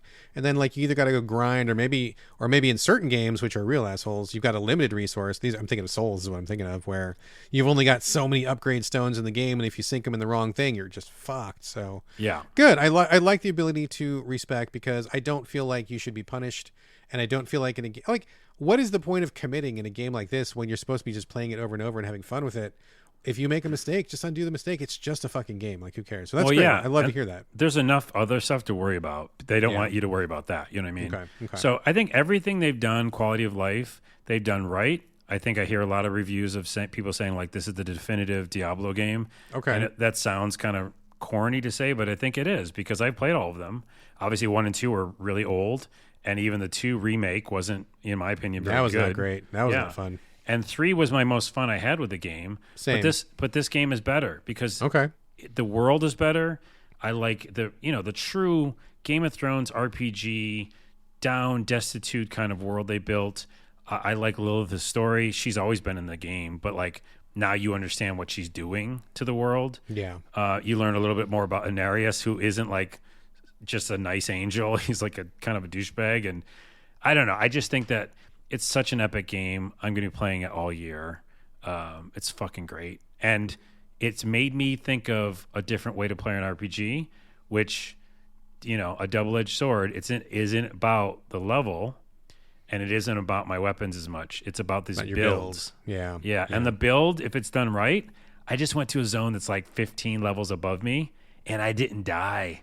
Because I was like, bleed, death blow, bleed, and I was doing this thing that I do. So you've got your little metagame going based on your building. Yeah. So that's like a whole other level of stuff that you're playing with in addition to hack and slash, which to me I think is really the best. I mean, that was one of the things I love the most about 40K Inquisitor was I really like the metagame of how your weapons, you switching between the weapons and the weapon loadout you had in addition to your stats and stuff. Probably not as deep as what you're describing here, but kind of the same idea of, oh, I've got a good build going and I've got these weapons going, and if I can do these certain little mini games as I'm playing, that prevents the boredom of just hitting A 1,000 times, Yeah. And it's weirdly enough, this build is, like I said earlier, is having me role play kind of a different kind of barbarian, because I always was whirlwind barbarian. That's the famous one. Yeah. Which is you hit one button, hold it down as long as you can, and just spin around everywhere. Right, which, if you think about it, isn't very barbarian-like. No, it's really tough to do. I've tried that a few times in real life. It's very difficult to keep that in real up. life. Yeah, And really even if you're a muscly barbarian, it's probably tough. Yeah, your inner ear has to be really strong for that kind of shit. Nice. But it is cartoony, right? And like I just feel like I'm playing much more of a stoic, like slow, but just deadly as Sounds fuck. more intentional too. Like maybe you're being more careful about what you're doing. You're not just spinning all over, but you're maybe Yes. looking for your shots, looking for your opportunities, right? That's the final thing I'll say is like I'm aiming. You know what I mean? I'm There like focused on what I'm hitting. Yeah, there you go. There you go. And with the bleed build, not to get into it, I can really nerd out about it, but like it's a ranged one or area of attack kind of. Mm-hmm. So it's like it can get 3 or 4 people right in front of you. So if you time it right and position yourself right, you bleed 4 enemies. So now they're all slowed and have all these debuffs. Then you do a death blow, and they can't move because they're slow. So you could keep doing death blows. So it's like this beautiful symphony. So you've got a good little system going, and I bet there's probably equivalents with the other builds. I mean, not the exact same thing, but probably little meta games that you can do for each build and stuff to add some richness to it. So cool, that sounds great. I'm very excited about this one. I don't think I'm going to jump in right now because I've got like too much on my plate, but it does sound like something that I would like to play. Maybe I know that you're not a multiplayer guy, but online multiplayer, of course. Yes. Yes, it does, and my buddy is going to get it. I don't play the multiplayer anything, but it's crossplay. So he's going to buy it on PC, and I probably will jump in. Right on. Oh, and we didn't even say it, but like the thing from Diablo Immortal, the not asynchronous, but the multiplayer aspect where people are around and they sometimes just will join your battle. Oh, gotcha. Like little instances and stuff. Yeah, there's instances. Obviously, they're in town, like an MMO, but like there's what is it called? Yeah, instances, I guess, and also world bosses, which I haven't seen one yet, but where like everybody just goes and fights something. Oh, that's cool. Okay. So that's there too, and that's just like another level. Like I don't see many people in my map, which is Diablo Immortal. I saw a lot of them, but I do see them sometimes, even out and about. Right, I'm just fighting a monster, and I'll see them here and there, but it's very few, far between. It's mainly if you play it solo, it's solo. But I like the fact that it's so seamless when you want to do it. Right on, right on. Okay, maybe this sounds like something me and the wife probably would jam on. She and I used to play a lot of these things, so this sounds like maybe our next big co-op thing. So we'll check it out for sure. All right, cool, excellent. Sounds like a winner. It is. Check it out. A lot of winners on this show today. A lot of good games on this show. So right on. All right, folks. We're just about out of time. We usually do like a little wrap up here. One last thing before we go. I've only got like a couple just real quick things. Anything, Carlos, before we go? I already mentioned the entire history of video games. Check it out by Never Knows Best on YouTube. I keep trying to get into Unicorn Warriors Eternal, but I can't. I've heard about it. Is it you bouncing off because what? It's too weird, silly. I'm bored. Like 100% bored, yeah. Really? Oh, you would hate the art style too. You would hate it. I am not a fan, but I am looking for a new show. So you're not going to want to watch it. If I'm already on the fence, I don't think you're going to see it. But I'm trying to get into Manifest. Manifest? What is that? Do you not know Manifest? Tell me about it. I don't think so. So it's a series that I keep trying to get into, and usually that's a bad sign. Is this anime or no? No. It's that one like Lost. It's a 4-season show. They just released the last season, and it's a show about a flight that goes missing. Okay. Now it's like the flight. Yeah, I know what you're talking about. I've never seen it, but I know what you're talking about. Yes, it's Lost, but with This Is Us. Right. You know what I mean? And I say that because I did not enjoy. I don't like melodrama, like super drama. We're always crying every other episode. I like drama, but I don't like This Is Us. Right. So it's too This Is Us for me. But it's got like psychological, creepy, maybe magical something going on. So it feels like Twilight Zone, but like super Twilight Zone light, you know? Okay. But I'm still watching it. So there's something to be said. All right. It's on Netflix. Interesting. Yeah. My wife has earmarked it as one that we might get into. We haven't got around to it yet. So check it out because I would like to. I bet you would like it more than me. Well, it's possible. You never know. We do watch some dramas once in a while. So. Speaking of TV, I don't have a lot of TV to report on just because I've been so crazy busy with a bunch of work stuff lately. The wife and I haven't really been watching anything, but we did last night finally just take a break, forced break, and we caught up with Barry. It's finished. We're on. Yeah, we're waiting because I didn't want to start watching it until it was over because I knew we were going to binge it. Right. And so we're on episode 5. I'm not going to do any spoilers, but wow, they're doing some real experimental stuff with this season. They're really going places and storytelling techniques that I was not expecting. Did you see the one? And this is not a spoiler, but they're in that little cabin, right?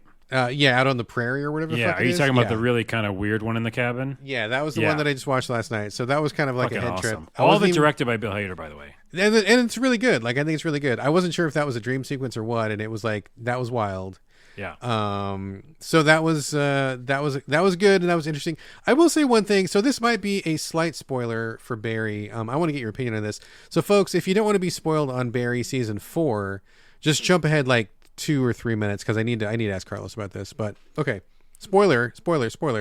Okay, so Carlos, I don't know if you remember this or not, but at the end of season 3 in Barry, Hank, who I love, Hank is amazing. He goes to, I don't know, South America or whatever, wherever it is that Cristobal is from. And he goes to rescue him because Cristobal is actually gay, but he was married to a lady. That scene. Okay. Yeah, see, okay, you know what I'm talking about. Yeah, Like I do. he's getting tortured because his wife is like, you motherfucker, you're gay and you left me and I'm so mad at you and you embarrassed me. And he's getting tortured. Okay, I don't know if you remember or not, but at that scene in season 3, when Hank finally gets to Cristobal in the torture room, didn't you think that Cristobal was fucking dead there? Yeah, I think he was drugged or something. I thought he was fucking dead, dude. And my wife thought he was fucking dead. Like, we thought he died right there. And so when he comes back in season 4, we were both like, is this a dream sequence? What is going on? Like, how is he still alive? We were like fully confused for like 2 episodes because I was like, I kept waiting for Hank to like snap out of his dream. Except it was totally not a dream. He was alive. And I'm like, dude, I totally thought he was dead. Oh, I think I know what it was. It's because they made it look, even in the episode when I watched it, I felt like he was dead and that was it. Yeah. But I think NoHo Hank grabs him and starts like hugging him. And I think at the like last second, he like comes to a little bit. I must have missed that. I should rewatch it because I thought he was dead. And when he came back in season 4, I was like, what's going on? I am so confused right now. I don't know what's happening. So yeah, anyway. I feel that same vibe. But I'm going to go back and watch that episode. I think he comes to like a little bit. He's like, oh, what happened? You know? Maybe. I don't care. Anyway, Barry's great. That's amazing. I love that show. Yeah, I got nothing else. I haven't really watched anything. I haven't been doing anything. It's just been work. And what little time I have has been gaming, which we just covered on this very show. And that's all I've got. Carlos, anything else? 2 hours episode. We still did it, even though it's a short show. Our short shows are 2 hours long. This is a short show. We did it. Yay, we did it. Short show. Yay. We didn't do it. We did it. I'm disappointed in us. All right, folks. This is the show. Whether it's long or short, it's still a show. As always, we want your questions and comments. Hit us up, SoVideoGamesPodcast@gmail.com. We're on Twitter @SoVideoGames, Instagram @SoVideoGamesPodcast. You can hit us up individually. Carlos, where's your traffic going this week? Go watch my TikToks. It's Carlos Rodella on TikTok. There you go. There you go. Hit those. As for me, same as always, I'm on basically every social platform, some more than others. It's my name, BradGallaway. All A's, no O's. And that's going to do it for me. This is the end of episode 339. Thank you so much again for joining us here on the So Video Games Podcast. And we'll see you next week. We'll see you next week when I'll talk about Fable. Oh, and you're going to hate it. I already pre-hate it.